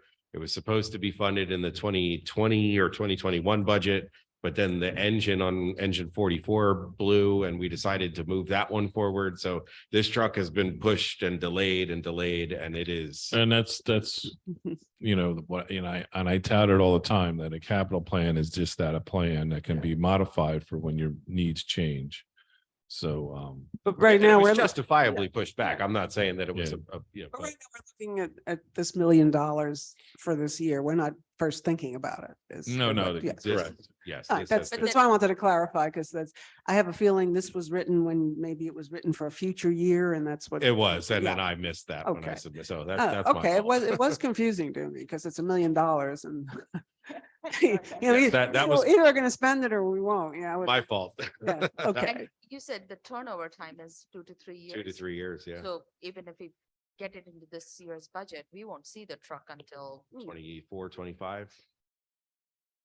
We won't pay for And it that- till we get that's- it. No. That's 2 years after it's ordered. So Yeah. once the truck Right. specification is developed, the bid is awarded, it's 2 to 3 years. Okay. Are they able to turn around rescues a little quicker? I would because hope they're- so because it's not as complicated? complex, Yeah. but the vendors are not giving us any implication. It would be faster. Yeah. Well, the experience from the last truck that we got for 43.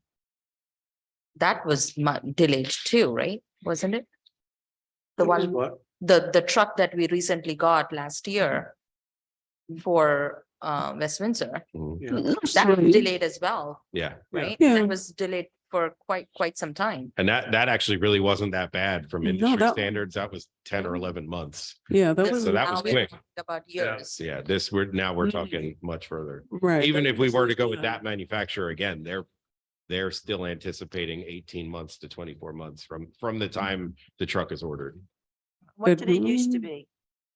6 months. Wow. I mean, have you ever talked to any congressman about? Personally, I have not, no. No? What are they going to do? Go on the line to make the? All this federal money floating all over, but you want to get a truck, it's, you're saying 2 to 3 years after all the contract and all that kind of stuff. So That's one of the reasons why, That's a lot. that's one of the reasons why it takes so long. As soon there was like a burst of money and when the federal government put these bursts of money, all this stuff started,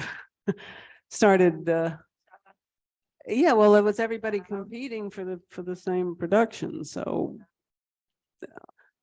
Yeah. Supply and so, demand change. Yeah, but Um, they created this. kind of Uh, thing. Yeah, well, the bank thing too, but for something like that, I would assume if this is like a stock chassis, we might be in better shape, but who knows? It- Mhm. They're generally not. They're custom designed one-off pieces and Hmm. so usually the upfront time, there's engineering time frame and then a production time frame. And I know with engine 43, when that was replaced, it would get to a period of production and then they'd be waiting on supplies to be delivered to them and it would wait and then it would go back in line and so that's where all these manufacturers are now. And we customize this, I believe, so Yes. you've already probably started putting that together, what kind of customization you want Yes. to be ready to order once we get the money, correct? Hopefully, we will have a spec finalized by the time that the capital budget would be awarded. Good. Go out of Texas, get the trucks. Maybe that is an option that we are looking at. It's going to depend on what the costs come back through the purchasing co-op. So trying to find the best bargain for the taxpayer. Very good. Okay, any more questions on the truck? Nope, on the truck. Next. Page 68.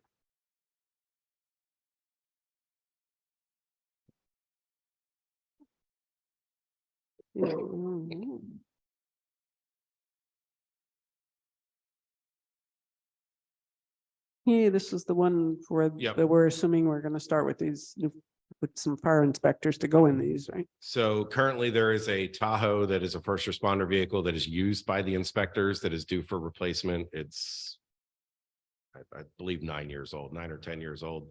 And I worded this in a way that depending on the way the reorganization goes, we can either replace the Tahoe or buy inspector vehicles for the part-time inspectors. Because if the Tahoe gets replaced and has to be an emergency response vehicle, then we have to upfit it with lights and sirens and equipment. But if we don't, then we should be able to get more than one vehicle of, Yeah, how many do we think for $80,000? the hope is to get at least two. It depends. I don't know. 2022, I couldn't even get state contract pricing on a Tahoe to replace the one that was Yeah, allocated. construction's still 2 years behind. Yeah. So are we And they're looking? running around 36 right now. Yeah. So. Okay, so we're looking at two, this is enough money for two vehicles, right? now. That's the hope. Yeah, That's the whole hope. hope, Yeah. but we may not be able to see both of them this Yeah. year.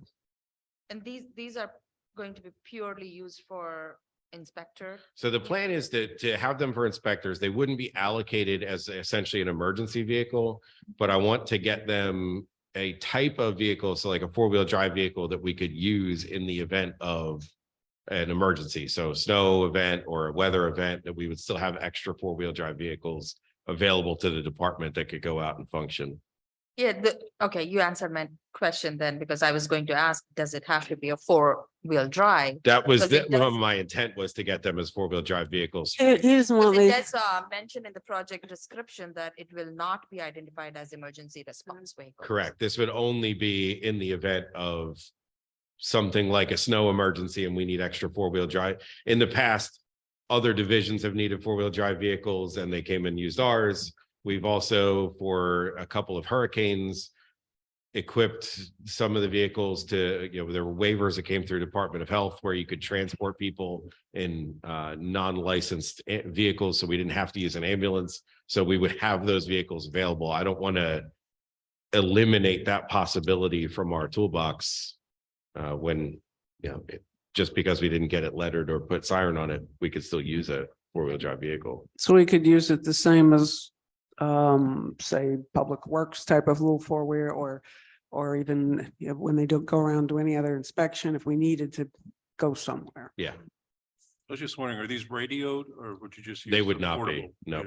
So Yeah. these will be purely Just a- civil vehicles? Yep. Just a car. It's a car. Just a And car there's and no possibility of an electric vehicle a. to be used in this scenario? I hadn't explored that because the cost of the electric vehicles is generally higher and we don't have the electric infrastructure at our station to support charging stations. So Well, that they could add. As a matter of fact, there's all kinds of money to add that out. Well, we are planning on doing a pilot program with the health department. Right. When Jill speaks Tuesday, Mhm. she can go over that. We put $60,000 right now in there to cover the cost of the vehicle and a charging station and Yeah, and we should be able to get money for that charge. Yeah, that's, it's for 3 years. I know last year I told you we would find a place for it. Yeah, We did. you Jill was promised, nice yeah, enough I to- remember. So here we are. Yeah, I noticed that there was that's when it says four-wheel drive, they try to, there are some electric vehicles, the Ford, unfortunately named Mustang SUV is a four-wheel drive and they're about 40, except they're hard to get right now and people have been adding to it. And I know they're not on the state contract yet. If it wasn't a four-wheel drive vehicle, there are actually some reasonably priced little So vehicles. That's why I asked that That question. could If we be, want- if yes. We need four-wheel drive because then maybe we could get Right, more if we don't and- need four-wheel drive. Yeah, Um, that's been the issue for several years, because otherwise you can get a leaf or you can get a bolt for a very, very nice price. So, all right, well, hopefully soon there will be the four-wheel drive electric vehicles. I did look into electric fire truck after you brought it up, but That, yeah, cost, I, The cost. add a little Yeah. over $1 million to that price tag. yeah, that I think is a stretch right now. But Madam President, I just want to let you know that Mr. Mortar has a family issue that he has to be out of here by 2 o'clock today. from police department. No, John. Oh, I'm sorry. That's okay. I thought you said, okay, so John, you need to be out of here by 2. Yeah, Wow. 2:30 at the latest. So Okay. We'll We'll probably, keep it moving. we'll keep it moving. We might. I think wind we're up moving doing- good. So we should. Yeah, we Okay. might just take a Sure. short lunch break Only before we do. Let's wrap police. them up. And yeah, I'm saying Well, not you now. finish it. Yeah, so I'm saying Yeah. afterwards, but I'm almost done, Okay. I think. Okay. 69 is that general improvement fund that we, what we set aside for the Princeton Junction Firehouse because we own it. We've been accumulating this fund for a while now. And we do have some expenses coming up. So this is something that we recommend every year. And the Do we, balance is, what, and the And the balance? of- balance, We use the majority of that money with the pole barn project, so I think we're less than. I think we're about 40,000. 40,000. Yeah, right? yeah. Yeah. So this would bring it to about 65,000. But there's a couple of projects. But there's like an air conditioning stuff. that Air has to be conditioning and the done. windows and doors are original on the building from 1970. So we need to continue to accumulate So- this so we can make those Are we replacements. planning on spending some of those Mhm. this year? Yes. Yes. okay. By the way, whatever happened to that? They were going to be putting some solar panels on the side there, and then that project That sort was of the died. That was through Princeton Junction. That was with the fire company. I wasn't involved. in it. Yeah. Okay. No, I know it's not this one, but there was something at Princeton Junction. Yeah, they had I haven't heard about it for a year. I was just wondering whatever happened to it. Okay, page 70. Yes, okay, I didn't want to skip the sprinkler system. No, we're going to 70. Michael? We- Michael has brought it up that he would like to possibly push this into 2023 right, for the You West mean Windsor. move it up to 2000? Correct. Correct. okay. So if council likes, I can put it on our list to follow up on Tuesday. let me just give a little background. Sure. On Sure. on this. So as I mentioned before, the township does not own West Windsor Fire Company.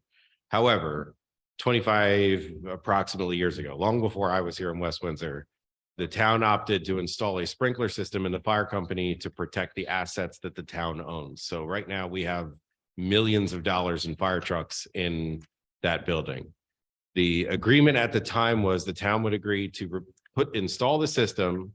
The fire company would maintain the system, and when it needed to be replaced, the town would replace the system.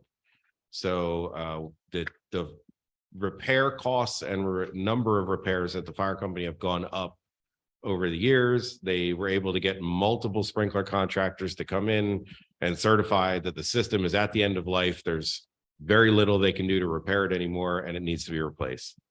The reason it was first included this year is we were unable to get a quote from a sprinkler contractor to replace the system until this year. So So I personally would like to push it up for this year. Like, Yeah, if- just to if give a we- little background on it. It was declared at end of life in 2018, I believe. And The so, sprinkler, the current sprinkler system. and since it's end of life, the fire company has spent just under $20,000 on maintenance, 9,000 of which was last year. It has failed in several spots. Luckily, the damage that has been done has been minor from water flow. But the last one that blew was above the ladder. And luckily, we had people in the house at that time because we were preparing for breakfast with Santa. And so we were able to address it immediately. But if we get a water flow over some of these, what we call apparatus, the fire trucks, and we don't catch it, it could cause damage. And we are talking about From the system billions of itself. dollars worth of apparatus sitting in that. Right. Yeah, well, begged. you want to protect Right. all the Right. equipment, everything that's in there, it is millions of dollars, it's 25 years, and it's constant thousands and thousands of dollars. So that begs the question, is it time to get a new one? It sounds like that's a yes. So John will come back to us with No, either Yes. adding it So- or cutting somewhere else or whatever. Yeah. So if we But I can think it's, talk Yeah. during our wrap-up session. Yeah. Yeah. see- Yep, I put it on the list. Gay's gonna put it on the list. And, Okay, we we'll would go over like, it Tuesday. we would like to move that up. Okay, And yeah, that's, I believe that was the original request that it be done this correct. year. So And it got pushed out. just so we're- for the record, council had nothing to do with moving that request that I'd heard. Correct. What the budget is given to council Council, from right. administration. So we, with, given that, not only is it an expense, but that there's a huge risk to very, very expensive equipment. I think we're pretty much in Yeah, consensus absolutely. at this point. This is, Yeah. we are talking about $175,000 spent, expense to protect millions of dollars. So Yeah, we've had. to me, four- that's a we've had no-brainer. four failures. And we're not only talking millions of dollars, we're talking about trucks that take several years to get, and we could be in a really bad situation without, or just something simple like a piece of electronics that we can't get for a year and a half that could blow a lot of use. So the risk here is pretty high. when you go through budgets, it's needs versus wants. That's why the capital budget is a working document that can be Mm. changed. So Um, it's a planning tool. We try to plan out things for 6 years, but you make adjustments as you go. is there a turnover time for the sprinkler system? That we I'm know? sure there is. I don't know what it would be.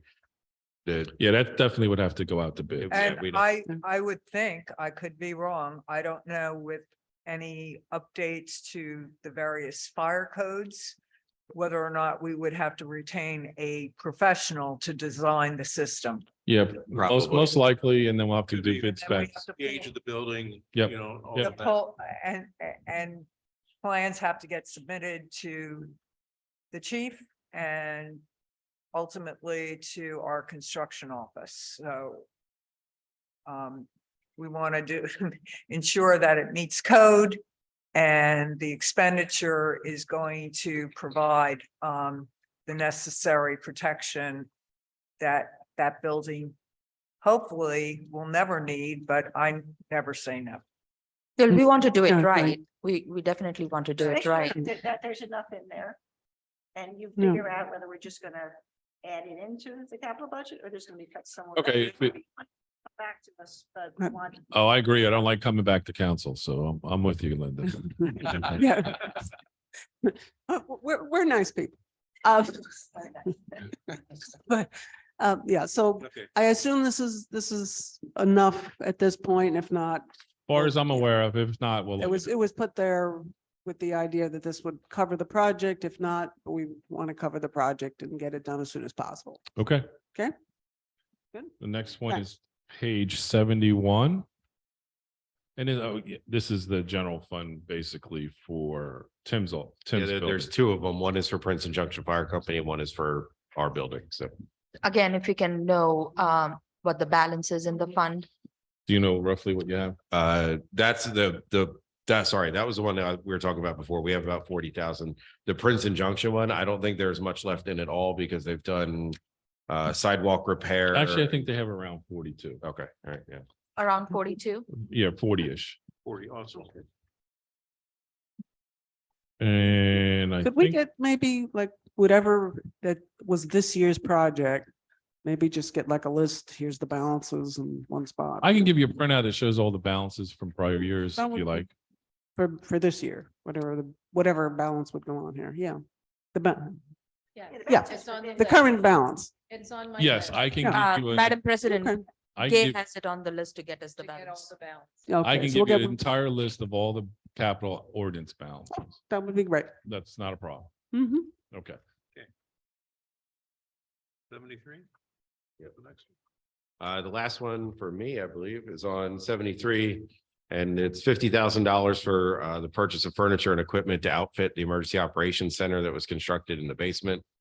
That project, the building, the room itself is now complete, but we need funding to be able to outfit it and use it.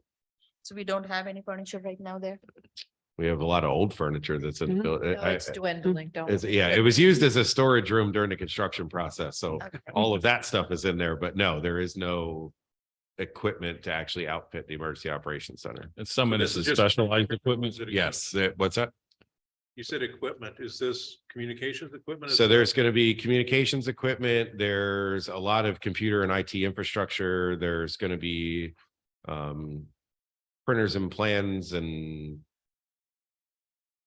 It's a lot more than just furniture. yeah, That's what I wanted to make clear. yes. There will be, we need to buy desks and chairs and things like that, but there's also smart TVs and smart boards and whiteboards and TVs and telecommunication equipment and video conferencing equipment. And there's a lot of communication devices and weather monitoring and yes. So Yeah, I just want to make sure people knew that this wasn't just $50,000 of chairs. Chair. no, yes, this is not just tables and chairs. So at the end of this $50,000, we'll have a fully equipped That's the command hope. center. Is that the Well, thought of it? Emergency Operations Center, Sorry, not okay. command center. Okay. Yes. Okay. And because when the Questions? tornado hit, we had to open a temporary one and luckily Chief Garfalo was able to. Yeah, I heard there was no Upstairs. furniture in the one we have and we didn't get to use it. No, we were Yeah. using laptops and Yeah. our cell phones, but we didn't have cell phone chargers. And I had the John Taylor, the assistant engineer in the basement using the plot printer to print us out maps. So we were in multiple buildings and it was we did okay. We functioned pretty well, I think. I was very proud of the This- fact that This will bring everybody. Correct. on We'd the actually one be- space. operating as you know, designed. Plus with the tornado, you were in a situation where you weren't, tornado was over at my house, not here. So But so that, you were in a situation where there wasn't storms outside, whereas in a lot of cases, most cases, this area would be under storm too, and you're better off in one spot. So, That's right downstairs. yeah, correct. yeah, it's so in the you'd be basement. downstairs.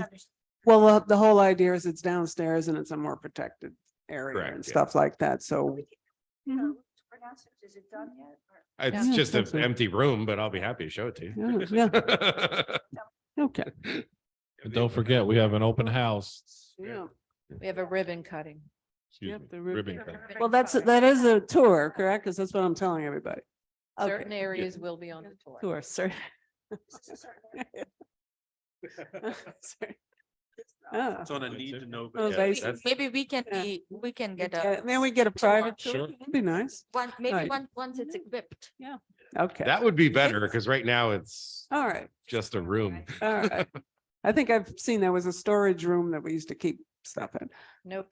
All right, no, wasn't? All right. Is that- Is that it for that? That's it for me, unless Anything- anyone has any. Any other questions for public safety as far would- as Tim? Yeah, and the other question I have is like, is there anything, like, I know we didn't go over things for next year, but anything in particular that we should keep in mind that we. Well, I think the only thing that was pushed back was the 175, so Tim has been given everything he's asked for them. Yeah. Yep. So I mean, yeah, everything you can see for the next few years is included in there if you want to see what's coming, but Yeah, Yeah. took a look.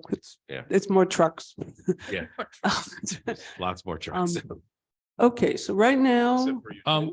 If you want to continue and roll through, Alright, just take we're a gonna- 5 minutes, up to you. or- I'm gonna ask the police. So chief thank you has- very much, Chief.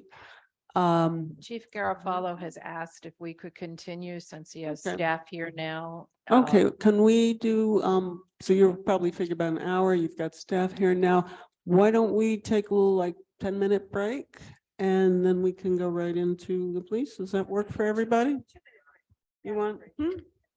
What? I want. Want a You know, motion to take a I'm 10-minute okay. break? Salute. Second. Thank Alright. you. Actually, you don't have to vote on it. 10 Apparently minutes. we do. 11:50. I just.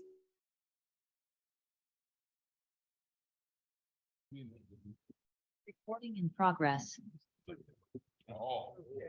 said 10 minutes.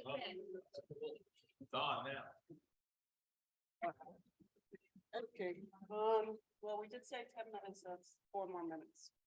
So It's okay. All right, 11:52. Everybody's here. Okay, I'm going to reconvene.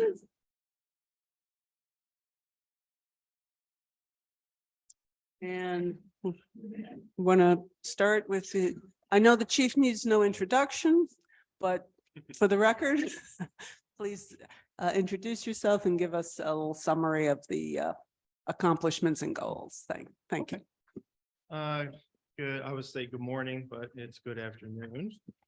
And 11:52. oh no, when you start your day at 6 a.m., this is afternoon, early evening. So good afternoon, early evening. Rob Garofalo, Chief of Police, West Windsor Police Department. Goals and accomplishments. So I was given 10 minutes. So like the Academy Awards, we have Best Picture, you have all those great categories. We truly 100% have Best Police Department, Best Police Officers, Absolutely, we Best- agree on that. Best Communications Officers and Dispatchers, Best Administrative Staff. So I guarantee you you're looking at a police department filled with award winners for many, many years. So goals and objectives, real simple. We don't have the time to go through. We do have the time, but it would take days to go through the goals and actual objectives that have been met by these police officers, not me, but by these officers for years and years and years. So, and you will get a document that gives you all these wonderful things in time and it's part of a 5-year plan. And my first 5 years as chief, I'm proud to say that every single one of those police officers has worn so many hats and has achieved, if not surpassed, so many of our goals through all the adversity, all the problems, COVID, everything that's been thrown at us year after year. They have done nothing but achieve. And yes, I'm proud, and I'm going to tell everyone I'm proud, but at some point we have to give back to them for what they've done. And we have to make sure that they have the tools necessary to do their job and do it well, because this community deserves that. 100%. I'm sure every single one of you agree with me. This is an amazing community. What they have done for us and come to visit us and bring us food and thank us and bring letters from kids in the schools, all the things that have gone into this community are just incredible. I So- think this is a very, very appreciative community. And I know they're always saying thank you. They love the police. Right. So And it that's makes, why- makes for a good, peaceful community. So we could have a 4-hour discussion on resiliency.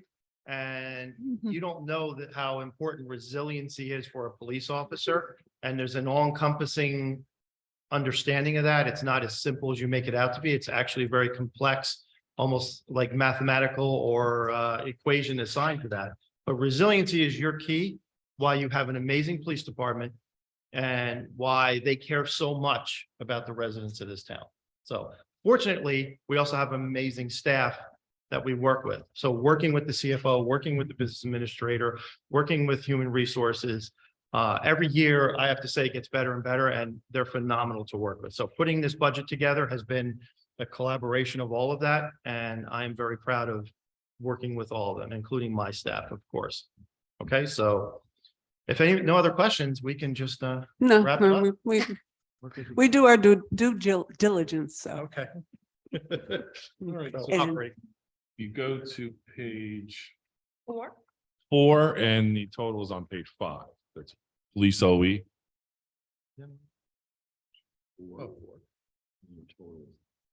Okay. So. All right, so increased costs. I'll try to move through the categories. If you have questions, let me know. 238 physical and medical doctors. You already explained it. These costs have gone up for us extensively. 272 training and education. What page? I'm on 4. I'm on 4. Yeah, page On the 4. bottom. On the Oh, okay, bottom. you're going through the one on the bottom. Yeah. Okay. Yeah. He's giving the last 3 digits. Mhm. Yeah, is that okay? You guys all right with that? Yeah. Yep. yeah. That's how I read it. Is training up, just You mentioned the training. Yeah, I actually just brought it. Training and educational material, that we try and increase that as well, just because our training and our education costs, like everything else, go through the roof. It doesn't help that the Attorney General issues a new mandate every other day, and he gives you zero time to implement that mandate. So And that the, mandate. and the state doesn't pay for it. Right, that mandate usually comes with additional training, additional other requirements that they say, that's your problem, not mine. The And licensure is what you're speaking about? No, this No, is training. just the training. We're gonna get to that. Okay. Oh, yeah. I was looking at the communication equipment, that is up by 55%, 55 and change. Is that right? In the same block. 208 top. You're talking about the maintenance for communications and equipment. Yeah, Yeah. that is just maintenance or that's Maintenance. New No. towers or something? equipment maintenance is at 233. I'm looking at 208. 208. Com- See, Communication equipment. That's maintenance.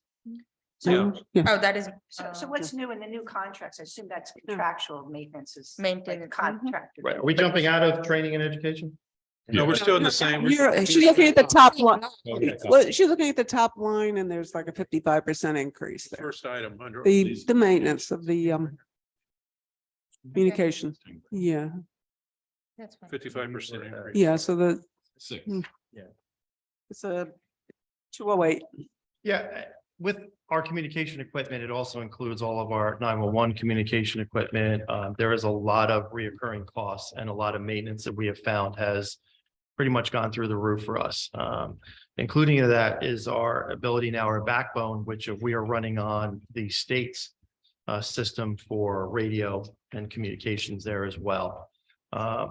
We've lost a lot of costs where we don't have to now support that infrastructure, but we do have to support our costs as far as individual individual car radios or portable radios or anything else in between. So just to give you a typical example, where a radio used to cost us $800 many years ago, now because it's digital, it runs on the state system, you're talking $5,000 to $10,000 just for a single handheld radio.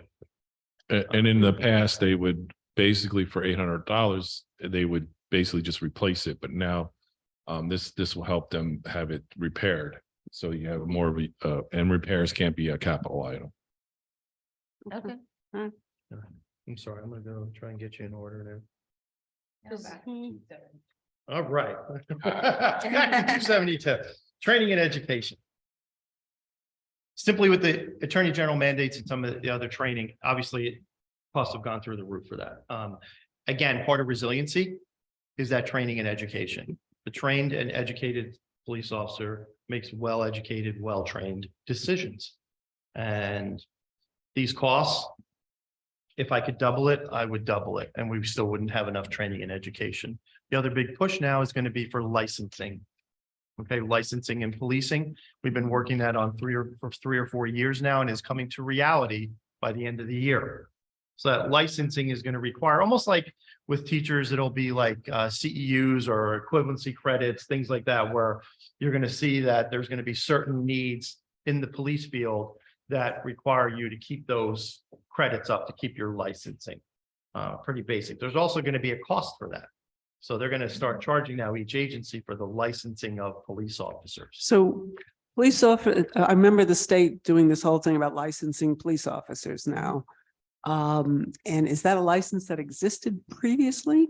No, there never was a licensing for police officer. So this is a whole You were new certified. thing.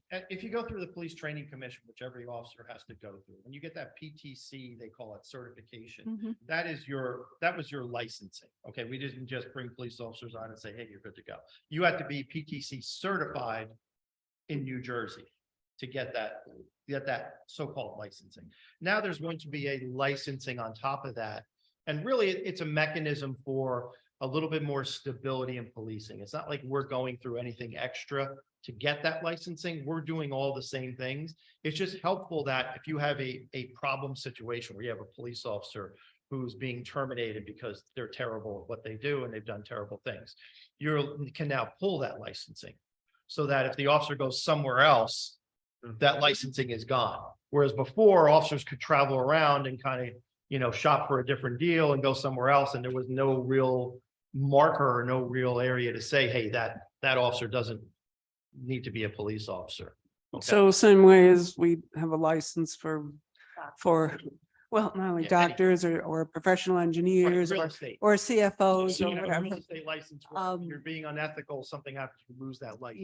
You have to have a license, you Correct. have to do so many CEUs that Right. you record of course, specifically for the license. I'm sure you do that training. But CEUs are a different deal because sometimes you have to pay for them as opposed to just sitting in a class. So now every police officer is going to have that license, and I assume there's a fee with the license. Oh, too. yeah, yeah. The And it's- academies are paying a fee, we're Uh, paying a fee, the- everyone pays a fee. to get that Is that a license. contractual issue? Who pays for that, or is it just, how does that work? No, there's no contractual issue. It's- Yeah, it's- Guess what? I mean, Is the officer, what I'm saying is the officer pay or does the town? No, the township pays. Right. Township pays for all licensing throughout the organization. just like we would pay for the, Yeah, where is the line for the license? Yeah. Normally, in some budgets, there are, yes. Like in my budget, there is a line for licensing, for license renewals. So is there some, we- where is it? Yeah, We don't because they've never had to do it Yeah, before. okay. it'll be by the end of the year, it'll be mandated for the new year. For the new year, next year's budget, Yes. then, right? So then Yeah. we'll probably see Yeah, it next next year. year Yeah, in the budget. Right. Yeah. yeah. And it would Okay. probably be under, I would say probably the best places like the professional organizations and license. We may just give you a new line called licensing. Okay. Yeah, probably would be a good idea. Yeah. Yeah. Okay. Do you have any idea how much that will cost per person? No, exactly, not yet. They're still setting up fees and costly, So it's a moneymaker for the state. of course. Absolutely. The state is good at that. Yeah. Unfunded mandates and then them getting the fee. Yeah. Oh, boy. Nice being able to do that. All right, the next one that has gone up is 276. Form cleaning and rental. So the cleaning is just it's just exactly what it is. It's just obviously with everything else, cleaning costs have gone up. Okay. Well, Jen, we primarily go to Jen. Yes. Jen had changed ownership. I don't know if you know Yes. that this past year. Yeah, we met the new owners, we met everybody. Yeah, okay. Have they raised their prices or They raise them every year, whether they have new owners or not. So, Yeah, because I mean, and we do shop around, we do talk to other cleaners around.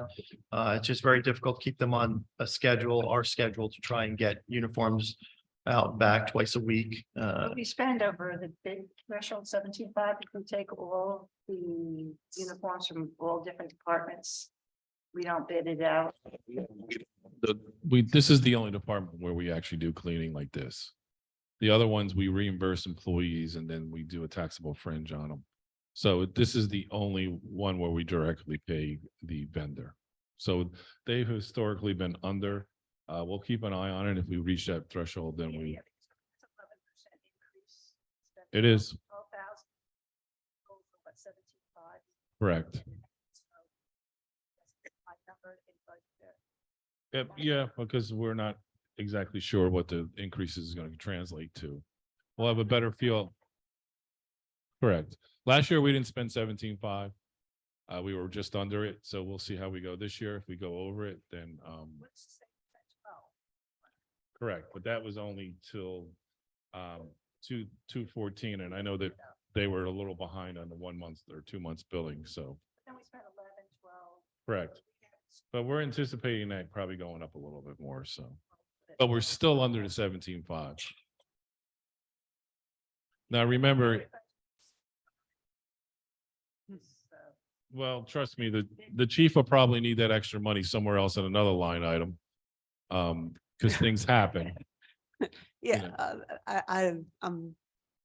I'm sure you know whatever. I mean, you put in Right. 20,000. Does that mean you're supposed to I go to mean- bid or do you want to put it somewhere else? I don't care. Like capital, this, Mhm. you know, the budget is the budget and the chief is allowed to transfer between any of these line items. But if we need to increase the total budget, we have to come to council and ask for Yeah. approval. So this gives him a little flexibility. So if his uniforms are less, he may have to spend more in physicals or, you know, whatever the case, or car repairs. So he does need a little latitude in his budgets for any type of unforeseen emergencies. If you'll notice, Linda, last year, the budget was over 17.5. Right. So the number. So I assume it's the actual number, not the budget number that counts for that. Correct. Yep, So something you can watch with everything else. it is. And like I said, this is the only vendor that police are the only ones who use a third party vendor. Saying it's a 9.39%. It is. All right, 278 vehicle repair? So you're up to 824 is the police vehicles on here? Vehicle repair. 278. The third line. Oh, Next okay, one. you're up on that one. The next line down. All right. You want to go to that one? Okay. Again, the cost going up. We buy less cars because we can afford less cars. And also the fact that cars are 2, 3, if not 4 years out. That means we have to take cars that are older and being used more and fix more things that are wrong with them. So it's a balance. You buy new cars, you get warranties. Can't get new cars, you got to fix the old cars. And we use them, don't forget, 24/7, round the clock. Those cars are running, they're idling, they're driving.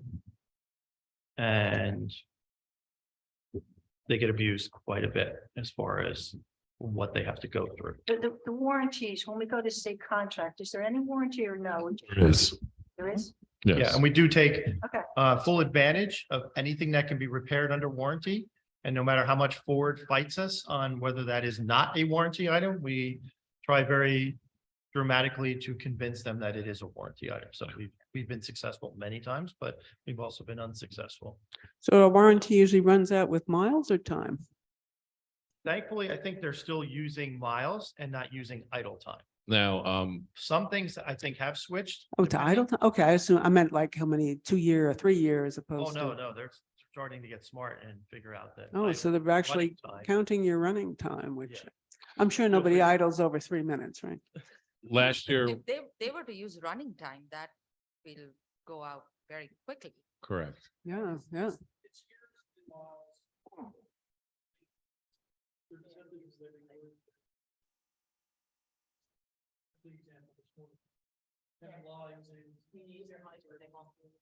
This perfect example, Lieutenant Lai this morning had a conversation with Ford on a warranty item.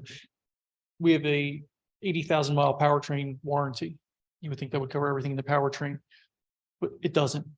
They wanted to charge us $2,000 for a repair that we thought should have been covered. Lieutenant Lai argued with them and got $1,200 of it covered because it was a specific part that was listed as not covered by that warranty. So just because it comes with that warranty doesn't mean that everything's Oh, covered. we all know that. We all been there, yeah. Yeah, so we're fighting to get Yeah. everything covered that we can, but unfortunately, it's not all covered. And we just got 2 of our 3 cars that we ordered in 2021. Only one's on the road right now because the other one is still waiting to be upfitted. And we still haven't gotten the 3rd. So we're way behind on our orders, which is out of our control. We just can't get them. Which means the current fleet is getting further and further use and wear. So the costs have gone up. So we use the state contract primarily, right? Right. Yeah, I mean, will we get any cars quicker if we went, say, out to bid? Or no, what's because the out cars there? aren't available. They're not They're even just there. not Not even there. on the lots. Nope. Yeah. Correct. That's Yeah, the problem. these are all being built when you order them. Yep. Or sometime afterwards. I mean, Linda, you referred to this budget going up 9%, and the largest increase is the police vehicles. And that's actually, we buy vehicles as an operating expense Yes. because If we don't could keep jump them to that long. That'd be great. Yeah. 424 police vehicles, since we're there, we keep Yeah. a theme. Chief, quick question. Yeah. Ford has to change its assembly line. Police cars are only made at a specific time of year. That's my understanding, or that was the case pre-COVID. Pre-COVID, they did change the police model. They stopped production. They retooled their entire line, which delayed production. Then they couldn't get things because of COVID. It's just been a complete nightmare, and it's every agency. We're not unique. And that's the police car. I mean, I assume there's nobody, pretty much that's standard police car. Is that Ford? That, Yeah. the Ford SUV is That's the better Yeah, choice. yeah. pretty much what every agency uses. Yeah. Okay. So these these cars down here in this bottom line, how many cars are we talking about? The So- one, the 147, yeah, What's that? your budget. There's your- 47. that we're So- gonna increase. That line doesn't cover specifically, there's more cost involved in putting a car on the road than that line. Because you've got all the equipment that gets associated with it, but in theory, 3 vehicles. Okay, so basically you're buying 3 vehicles plus you're equipping them separately, but that's Yes. the 3 vehicles. And then we also purchase stuff on capital that we're allowed to, that are not patrol cars. Okay, so specifically patrol cars are not allowed to be a capital item. That's where it has to come in on your regular budget. It could, yeah, I remember in previous years that they're operating because we don't keep them out Correct. long. They 'cause they- wear out well before the, As you say, what are they, hot seat, they're used 24/7. Yeah. yeah, but it's interesting that they're actually thinking of going to essentially what they do for airplanes, which is runtime before, for. Well, uh, fortunately, when ours stop breakdown, you don't have to worry about them falling out of the sky, so. Hmm. We don't need to keep track of the hours. Good That- point. Yeah. Eventually, they will be doing their warranties, but I guarantee you based on it. Yeah, Was so that with, on- with an electric car, and if you're idling, nothing's really running. It's just. Yeah. Yeah, But you're only idling for 10 minutes before you run out of power. But that's No, no. that's a discussion for a different another year. day. Okay, where are we back? Any other questions on the police OE? Okay, let's see. And the uniforms have gone up too, so I mean, I know we add an officer roughly each year, but Yeah, there's a slight increase in his budget of 3,000. Yeah, we're gonna go back. Okay, anything else in OE for police, or are we going into capital? Okay, the only other thing is the animal control, and that's flat. And we do spend that line every year, but we do have a trust fund that we're allowed to spend, and we still have a good enough balance that we don't have to increase that. So if you want to go to capital, that would be police or public safety, page 74. Um, I'm gonna cover the capital. Lieutenant Danny Moore. so, So page 74, that is our technology account. Before we do that, because this does involve capital. We've been talking about a pedestrian safety initiative, essentially. Looking right now, and this gets back into the capital and the engineering budget, so it's a little tricky. Right now, most of the time when we add something like a crosswalk, whether it's a simple crosswalk, whether it's a blinking light crosswalk or anything in between, that's done, we're redoing a road, from what I understand. It's done, we're looking engineering and everybody gets together, decides to redo a whole road. And as part of, like, an Alexander Road as part of the entire program, we look to see, can we increase pedestrian safety for that area? And it becomes part of that whole big capital project. But we don't do anything to proactively go out or speak with groups like Bicycle Pedestrian as far as, is there something that we're not looking to repave, we're not looking to do a major change, but there are certain intersections that might be considered the more dangerous intersections, or an intersection where we might want to have additional protection for the pedestrian. In some cases, that it might be things like crosswalks, like on the trolley line trail, for instance. There are areas where maybe somebody would look at adding a crosswalk, but it wouldn't necessarily be where we're redoing the whole road. Or is there some crossing that's near one of the schools where there should be not just a crosswalk, but something additional, some flashing signs, some flashing stop, things like that. And so that kind of requires the cooperation of engineering, police, and any outside groups like Bicycle Pedestrian that might have more information. And So, that's great. We'd be glad to, as you know, and again, I don't want to take up time, during budget discussions for this, but we have a great deal of resources. Our traffic bureau has, as you know, as you can see on some of the postings, we're hitting current crossings, we're hitting current bike and pedestrian Thank you crossings. for Right, the thank decoy you. program. Thank that you, you're yeah, the running. decoy is I think good. that's And wonderful. that's been going on since we've been getting. Right. Since Mm. 2017, I have pictures of us doing these programs. So it's been going on and we were trying to educate more and more. The availability of resource and time is our biggest concern, but we are glad to bring into those discussions the places we feel. Right, we've been that's what, getting the most. we're, And we're also looking. We have, if you've seen, we have the new radar technology. It's not radar, but it's Jamar technology, which is tracks sections, intersections, or sections of roadways to tell us where the speed, the type of vehicle, the type of traffic that is going in those areas. We've been using that. It's new. We got that from a traffic safety grant, so it costs you nothing. And we've been using that to determine different areas in town that require that people are complaining about, let's say, for speeding. So let's say we have, Harris Road, where people say everybody's flying down Harris Road, because everybody's always flying. But then when we actually get true numbers, we can tell you, oh, no, the average speed on a 25-mile-an-hour road is 26 miles an hour. And it'll give you a feasibility as to whether you should do enforcement, including times of day, to say, okay, well, this road is much faster at 6 o'clock at night. So that is going to be your time. You want to go out there and hit it and do enforcement and do education to the public. So we have a lot of that technology in place that we can bring to these meetings and say, Yeah. we've been on this road, and of course, it takes time. We've already done a half dozen, if not more, roadways where most of them have not been really enforcement, but a couple we've done that I know one that you asked for is a good place for enforcement. So. Right, and I'm not just talking enforcement part, because you have an ongoing program. We're talking more of a capital where engineering would put something. So what basically I'm looking for is a pilot program where we'd go back into engineering's budget.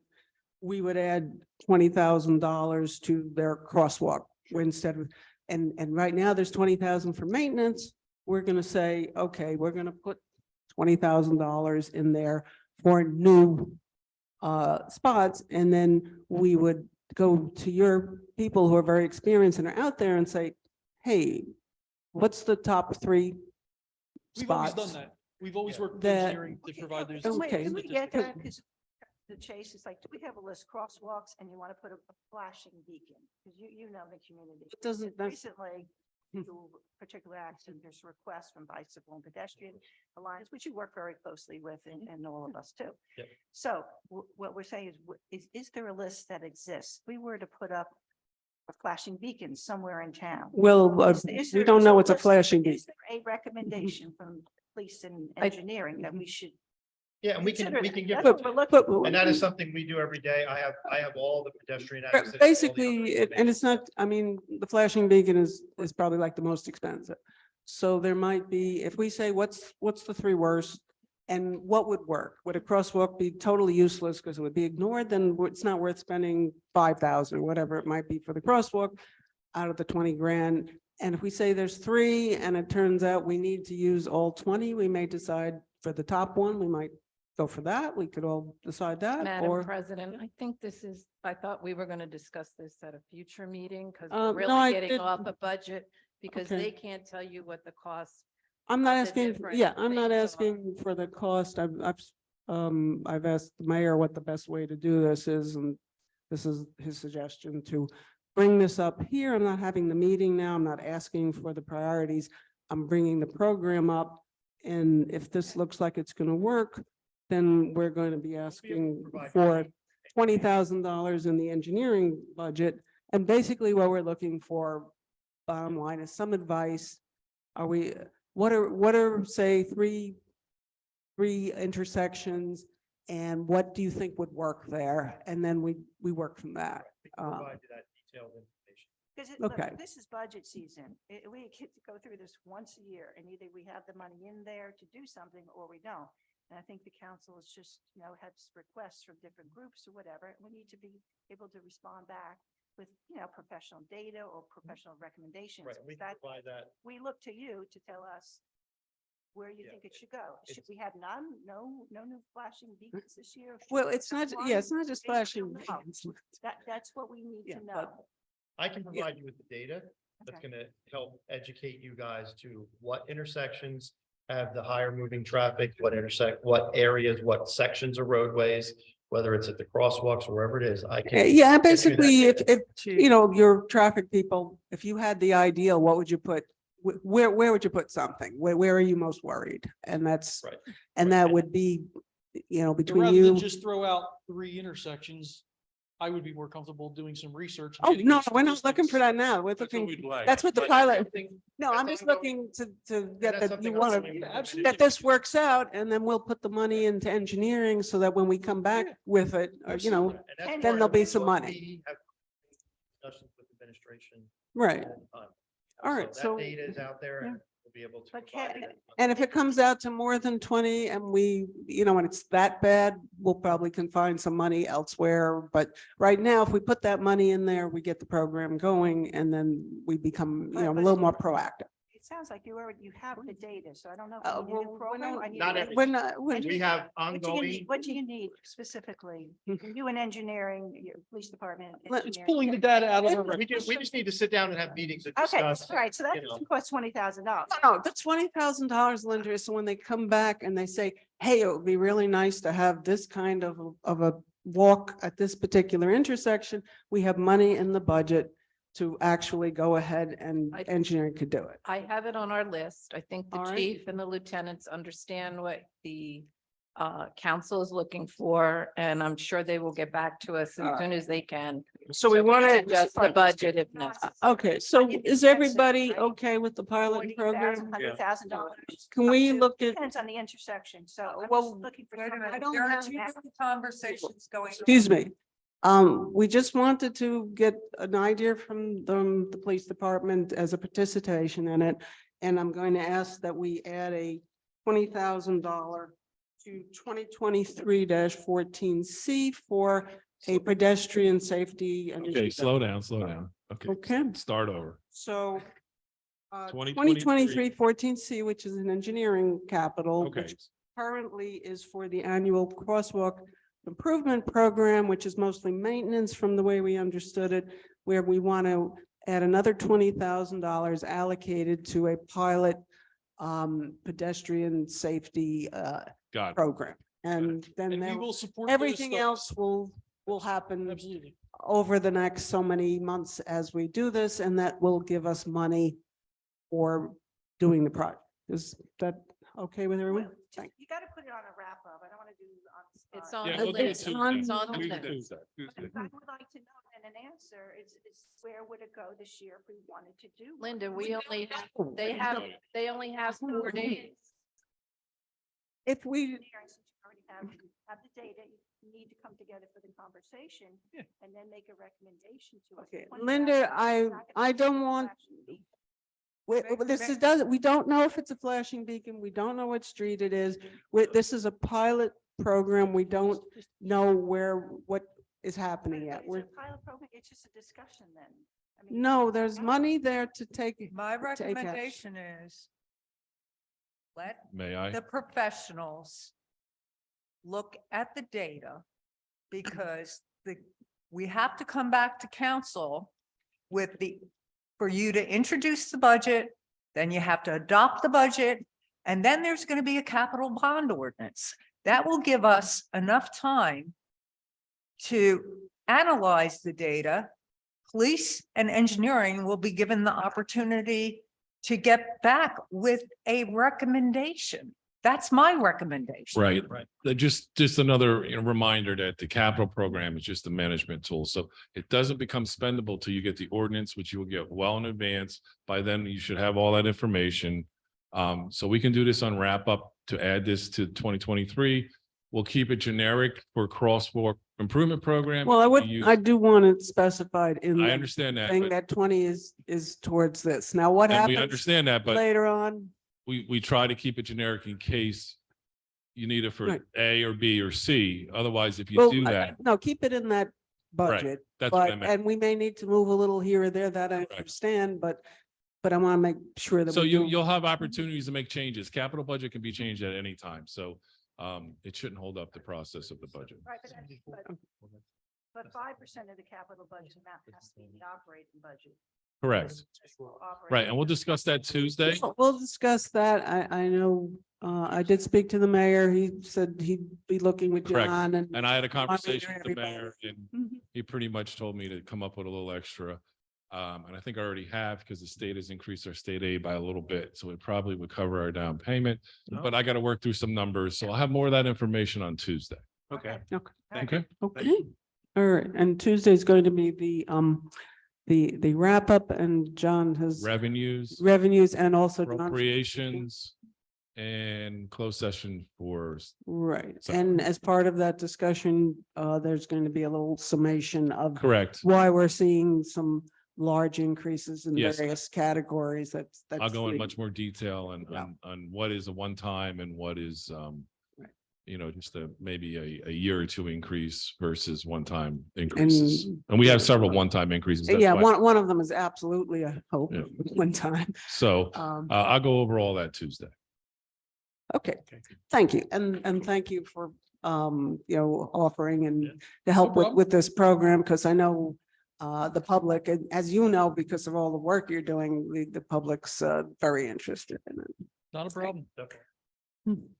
Any Um, other questions on that before we move along to the capital program? Okay, thanks. Go ahead. All right. Public safety, page 74. Technology, this is a consistent account. As you know, everything today has technology involved in it. So this is something that we use to maintain all of our systems, our laptops, tablets. Everything that has use and fails throughout the year, we pull from this to pay for that. Do we have any balance in this? Yeah, they have a roughly 2 years in the bank. We try to keep a little over 110,000 in there. We have about 110, 115. Correct. Maybe a little higher than that off the top of my head, because I just processed the purchase order. That's the only reason it's coming to my head. Okay.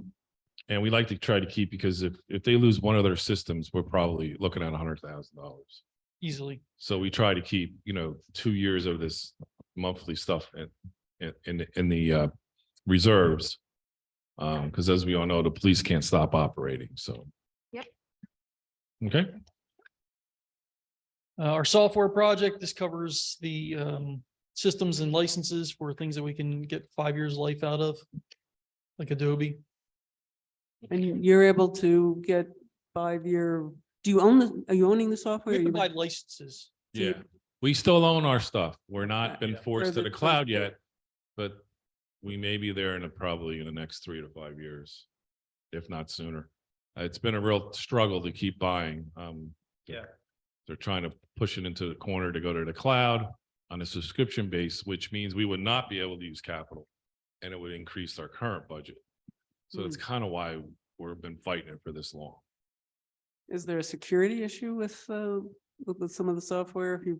Or is it just as far as in the cloud? No.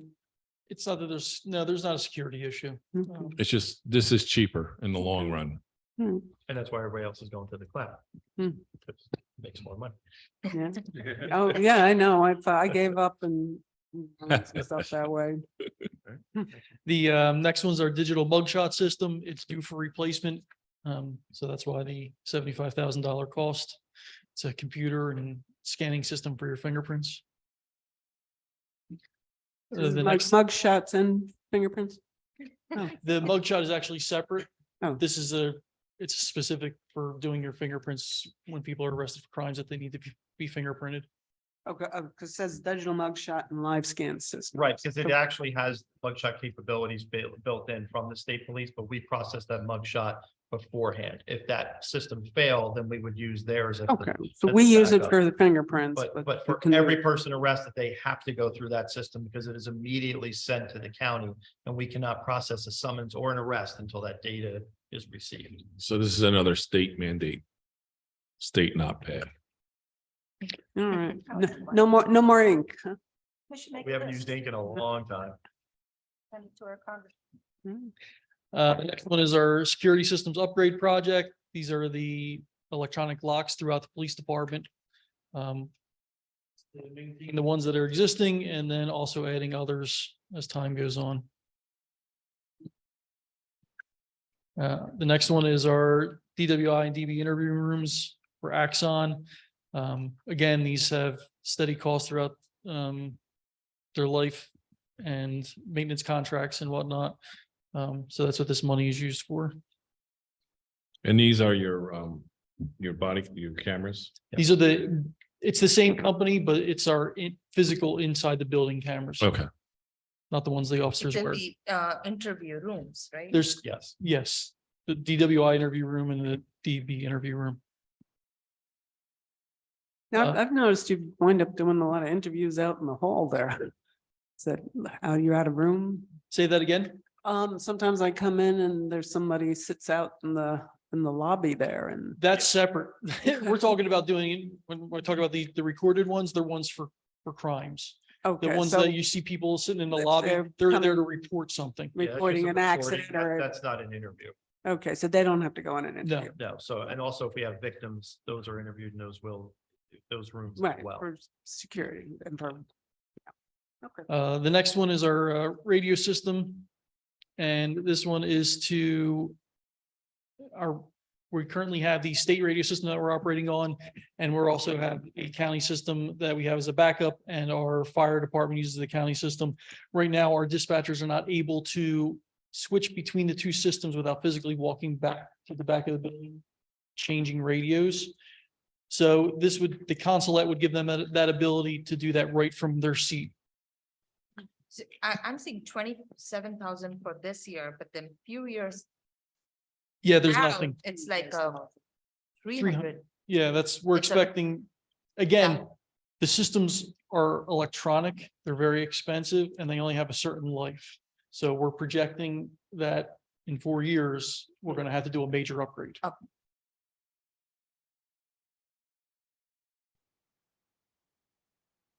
The next one is the Facility Situational Awareness Program. Our facility is 30 years old. We still have the original cameras from 30 years ago. They are failing.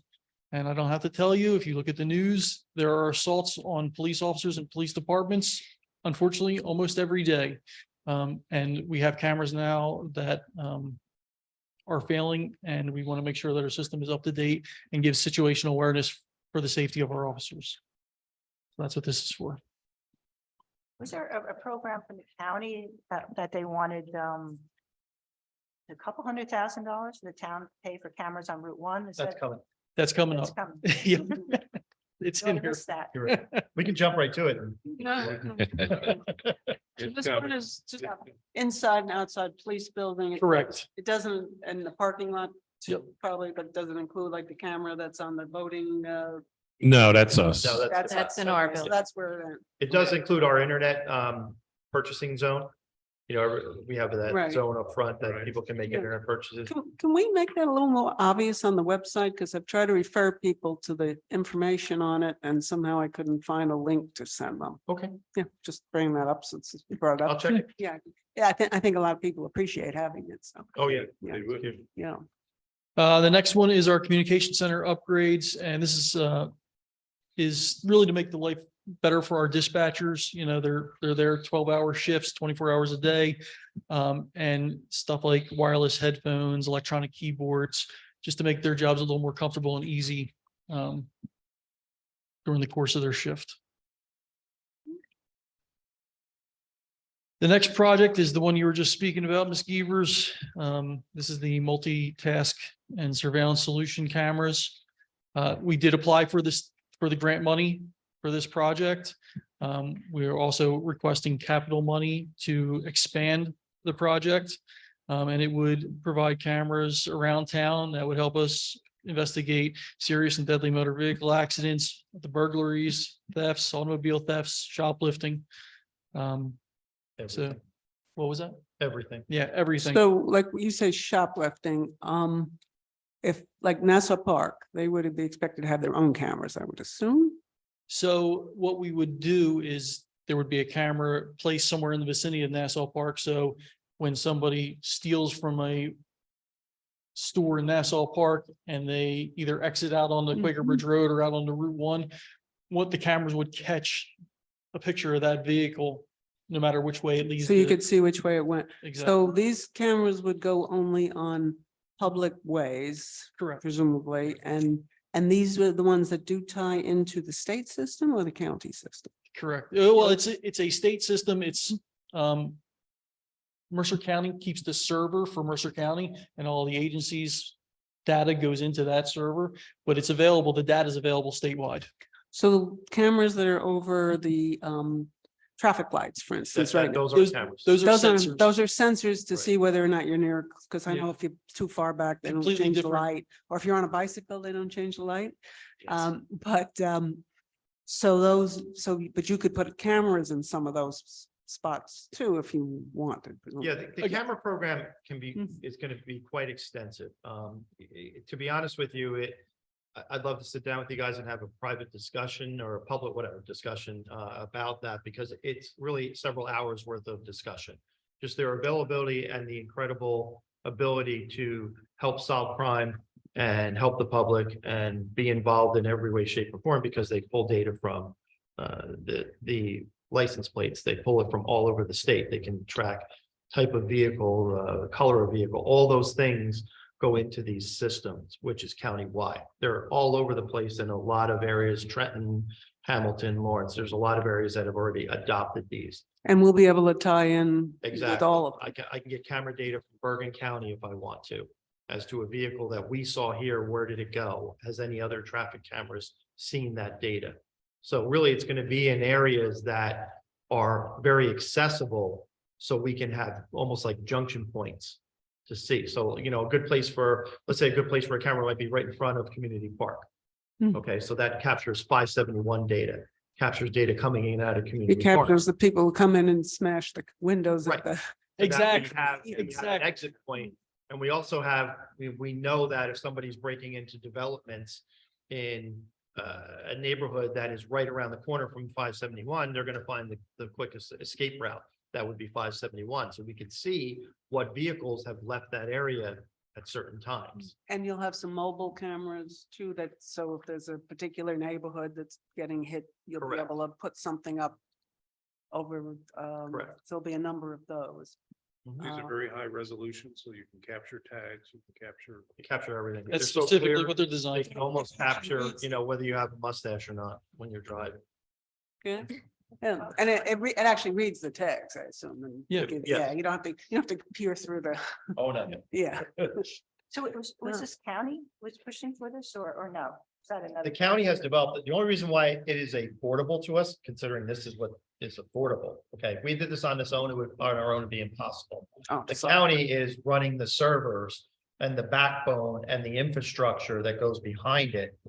So because of that, we're able to sort of tap into that as an initiative countywide. So this is our cost to connect to that. Exactly. That Because system. for us to do it on our own would cost us millions. The county has invested millions. And the other towns are actually taking advantage of it since they have the cameras yeah. that work, and we're paying the tax system for the system, so we might as well take advantage. Right. Absolutely. But in Nassau Park, you have Quaker Bridge Road, that's a county road, and you have Route 1's, state road. So is there any grant money or any funding from the county for some of these cameras? We've applied for that. Yeah. We have. We've applied, but right now. there's Well, nothing. can we put on the county road, can we put our cameras on county roads, or is that up to them to do?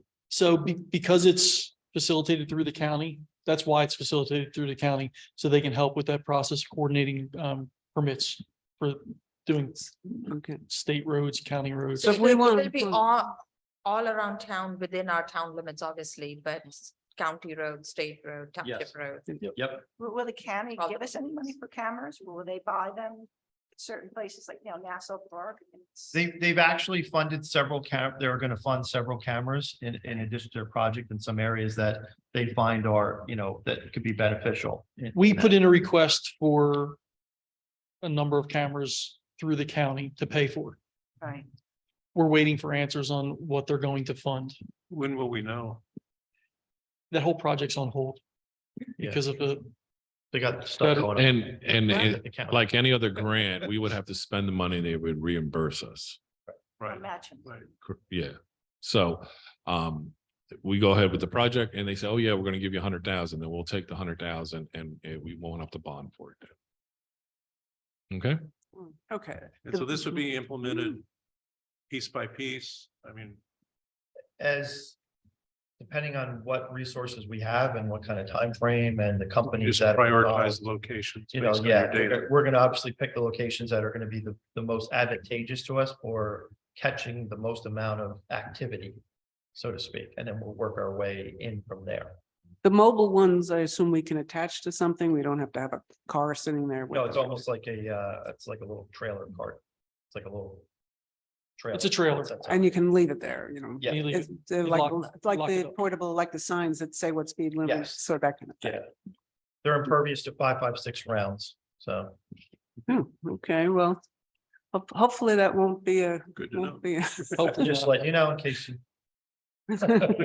So. The expense in future years, I'm assuming is maintenance, Yes, the system funds. Correct. Yeah, and that's really, very little. It's just our end of it, not And- the server, software, Right, any right. of that. It's the And, actual yeah, physical right. equipment. At some points you might want to replace them or need additional cameras or. Mhm. or Yeah, I something think to we make should, sense. continue to expand as we see how the project works, and if it's starting to work the way we want it to, I would love to expand it to everything we can possibly expand it to. It wouldn't be a bad idea to have a public presentation at some point on this so that, Yeah, we're a little ahead of ourselves, but yeah, I yeah. mean, once you're putting them in so that those who get nervous will be happy and those who are looking for it will be happy, so. Right, I believe everybody should definitely not be nervous when Mm. you're gonna have something that's going to, track down and deter So that's know, why crime. Jim in is town, showing so. the public, But and a we- lot of people have asked for, how come there's I no would camera? actually not want everybody to know where the cameras. Oh, I don't think to tell them where it is. I mean, to explain what they're Well, for. it'll be obvious, it'll be up, in Yeah. places, but it Yeah. is what it is, the Yeah. person. Again, it'd be nice to have I don't want to waste anybody's time here. So have a separate discussion on benefits, because I'm very excited about it. Yeah, Great it project. gives us a lot of options. It does, and the county really has stepped up on this one. Yeah, Really good Mm. project. the next one is our SUV replacement. Again, this is going up every year. The cost of vehicles is absurd, but it's out of our control. I see it. It's out of our control. I appreciate the increases we've gotten. Unfortunately, they just keep going up. next one's page 85. That's our replacement of firearms and related equipment. There's a significant increase this year. And that is because we're replacing all of our guns and we are going to equip them with red dot sights. The reason for that is studies have shown that those red dot sights significantly improve an officer's ability to hit their target under a stressful situation. And you really can't put a price on an accurate bullet if you have to fire it. So we think it's well worth the investment. To make our officers, say Replacing all the pistols? that again? You're just talking about pistols, correct? Yes. Yes. Yep. The next one is our replacement of portable radios. Like we said earlier, each portable radio is $5,000, and they do go bad. So that's. The next one is replacement of emergency equipment for our patrol vehicles. Like I said earlier, when we were talking about putting a patrol vehicle on the road, there's a expense for everything that's in there. The camera systems are $10,000+. The computers are $5,000 plus the mounts, the consoles, the tertiary electronic equipment to make it all function together. So that's what that amount is for. So we're The- usually replacing pieces of it at a time, or is it like the whole? So we use them as long as we can, but when they break, we have to replace them But the whole unit, with a whole the unit. whole, one Yep. time. So how many units is $50,000? Say that again? Like for $50,000, how many sets do you get? Well, it depends on what's being replaced. the $50,000, again, if I'm buying, They don't always, they recycle the equipment to new Oh, vehicles. that's what I was asking, Yeah. whether they have to replace a whole set at one time or. no, and we don't replace the whole thing at Okay, one time. We okay, do you don't. recycle to save All right. money. Okay. The next one's our MDT replacement. Again, like I just said, they are $5,000 a piece. And, you know, they're used 24 hours a day, 7 days a week, and they break. And what's your MD? What's the MDT? Oh, our mobile data terminals, the computers that are in the cars. General improvements, that's just facility improvements to take care of our aging facility. Yeah, this is the one where we, put money away each year, like we do for all our buildings. How's the roof doing? And that's part of Brian's improvements. He has something in his budget for your roof replacement. Right? Did he do that already? No, not yet. I think that's coming up. So That's it. That's. I think that's in this year's budget. Yeah, I think we tried to move that up a couple years ago. I think it is in this year's budget. So, Yeah, we tried. Yeah. yeah. Okay, I think that's it. Does anyone have any other Any questions questions? for police department? I just want to thank you for using the jammer system, Jameer. I don't even know. I would. Over it's JAMAR. Yeah. You know, I saw some of the data from the placement on Fisher Place. Yeah, it was incredible, right? And I would like to see what other data they might have, because, they gave us the 85th percentile speed, what's the 90th, I want to see who's driving at 65 there. to see if they have a mustache or not. Yeah. Usually a neighbor. Right, right. Yeah. But that was very responsive, because I just met with those residents. And then within just a couple of weeks, we had the data back. And Yeah, I so- mean, I put it out to our traffic unit, made it a priority for that, and we got the data back, it's right. And it's interesting for me too, because seeing that is good, because you think somewhere it's like, oh, wow, that's really high speeds there, and then you get the data back and you either are justified or not, but it gives you the data. To say, no, it's really not. Well, the interesting thing about that particular road, and the same is true on Varsity, is that all the mailboxes are on one side of the street. And so people have to cross the street to get their mail, and that was So do we think it's the mailman that's speeding on the other side?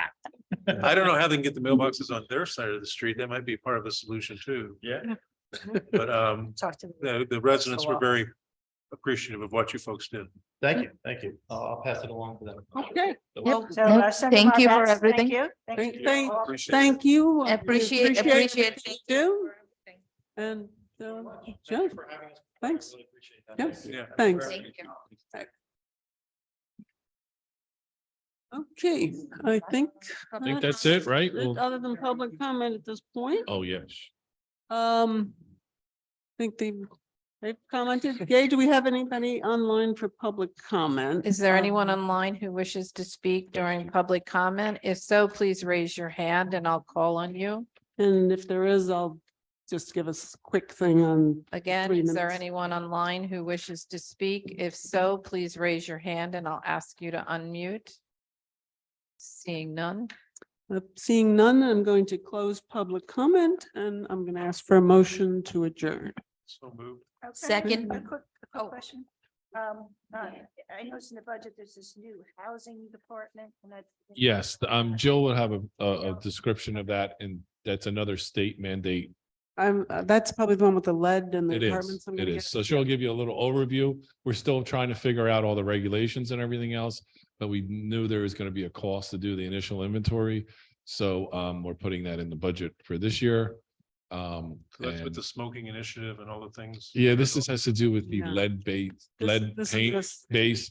She talked about the time before. Excuse me? Inspect in other townships for lead or just in Huh? West Windsor? This is just for West Windsor. We Don't cover with the health No, department. no. other And townships. this may not fall on their health. We're not sure exactly. It may be, we may be able to hire a professional. We're not really sure where this is going, but Oh, so that's why you put it in a separate line. correct. We're creating like a whole different division until we know exactly from the state what the guidelines are. And then you'll move it into whoever's responsible. Yeah, or we'll leave it there. We may keep it separate just for tracking purposes, you know? Yeah, I think Yeah, that's so a good yeah. idea to keep Well, it separate. yeah, but That'll as be long under as, the as long as somebody's in charge of it. It may be under health, it may not be. I'm not sure. Madam President. Okay. Oh, oversee the- Okay. Linda- That's where we have to work through. Yeah. I It's have, part of it. I have a public who wishes to speak. Oh, okay, well, we've Will you closed it, take but that? I'm willing to reopen public comment. Please limit your comment to 3 minutes. I've asked. Anybody have a problem with me reopening public comment? Nope, No? go ahead. Sir, are Okay, you ready to We haven't speak? adjourned the meeting, so go ahead. Okay, hello, can you hear me? Yep, go John ahead, Stewart. Mr. Church. Oh, thank you. I was a little tardy in raising my hand. I couldn't figure out how to use the system, but thank you for letting me speak. Okay, under the salt and sand budget, I notice every year we appropriate $80,000 for that, but I can't imagine that we used very much of it this last year because we didn't have much of a storm situation. So I'm just wondering, should we not conduct an inventory of what we have? I know there's a building there that has a lot of salt and sand in it. I've seen it before, but it would be helpful if we would know actually how much was there, so we don't go and buy any more if we have enough. So I just suggest that we do inventories on that. Okay, the second thing is that on the firehouse, the sprinkler system for a firehouse, it almost sounds like an oxymoron, the fire company catching on fire. I guess this can happen, but the fire department buildings, I would assume, are not very flammable. They probably don't have much wood. It's mostly brick and stone. Not to say that we don't need a sprinkler system, but I just wanted to ask the general question. Do we have a system there that works already? And if so, why would it not be okay? Okay, so then the very last thing I want to mention is that, as we all know, interest rates are going way, way up. So when we issue bonds this year, we're going to start paying a lot more interest than we did before. We've been paying almost no interest or very low interest for a long time. That's changing now. So I would just ask council to be careful on how much money we appropriate through the bond process, because the interest rate is going to go up substantially, I believe. So let's just be careful on how we spend the money. Okay, thank you very much. I appreciate the opportunity to speak. Thanks, Okay, Mr. Church. thank you, John. Yes, we are aware that interest rates are going up and we are trying to be careful. I guess a quick answer, John, can you give a quick answer on the salt? Sure. Any money that's not spent, our Public Works policy is to keep the salt dome full at all times. So the salt dome is full. And any money that's not spent goes into our storm recovery trust fund. And we can use that in future years so the budget line item doesn't spike up or down. So that's why this line hasn't increased in over 15 years, because we build a balance up in the trust fund. And then when we have to spend $300,000 for a snowstorm, we have money sitting there to take care of it. And Public Works is left, but sure they do, they keep an inventory of how much salt. Yes, they goes do. in. Their policy is to keep it full. The only one year we had a little issue, and that's when we had problems getting salt. But they were able to scrounge some salt and keep it half full that year. But standard policies, the salt dome is full. Okay, thanks. And as far as the firehouse sprinkler system, I believe that was mandated when paid fire people or the paid Correct. They maintain an Personnel. office there. and so Right. we had to add that at the time, or they had to add that. Yeah. Did you want to and, add? You know, he's talked about, do they burn? Yes, firehouses do burn. All the time. And the other thing you have to keep in mind is that you've got all these huge apparatus, these fire trucks are fully fueled, sitting there ready to go. Surf City, we're down where I live. They lost their firehouse. Yeah. Yeah, exactly. And with the construction materials, there's on one hand, they try to make them less, more fire resistant. On the other hand, there are more materials being used in furniture and, all the things that fill these buildings, and they actually burn hotter and faster now. So it's still a concern, and we need a functional sprinkler system. There are also food cooking that takes place there. There are other things that go on at the firehouse as well. And I think your other question, is there a system there now? Yes, but it's its end of life and it's not a reliable system. So it needs to be replaced. It's So been, it's with- been at end of Yeah, life like for for a a while, few years. yeah. now. Since 2018, yeah. So I hope, hope that answered that. Okay, we were in the middle of a motion to We have a motion and a second. second. So all in favor, say aye. Aye. And we are adjourned. Thank you, everybody.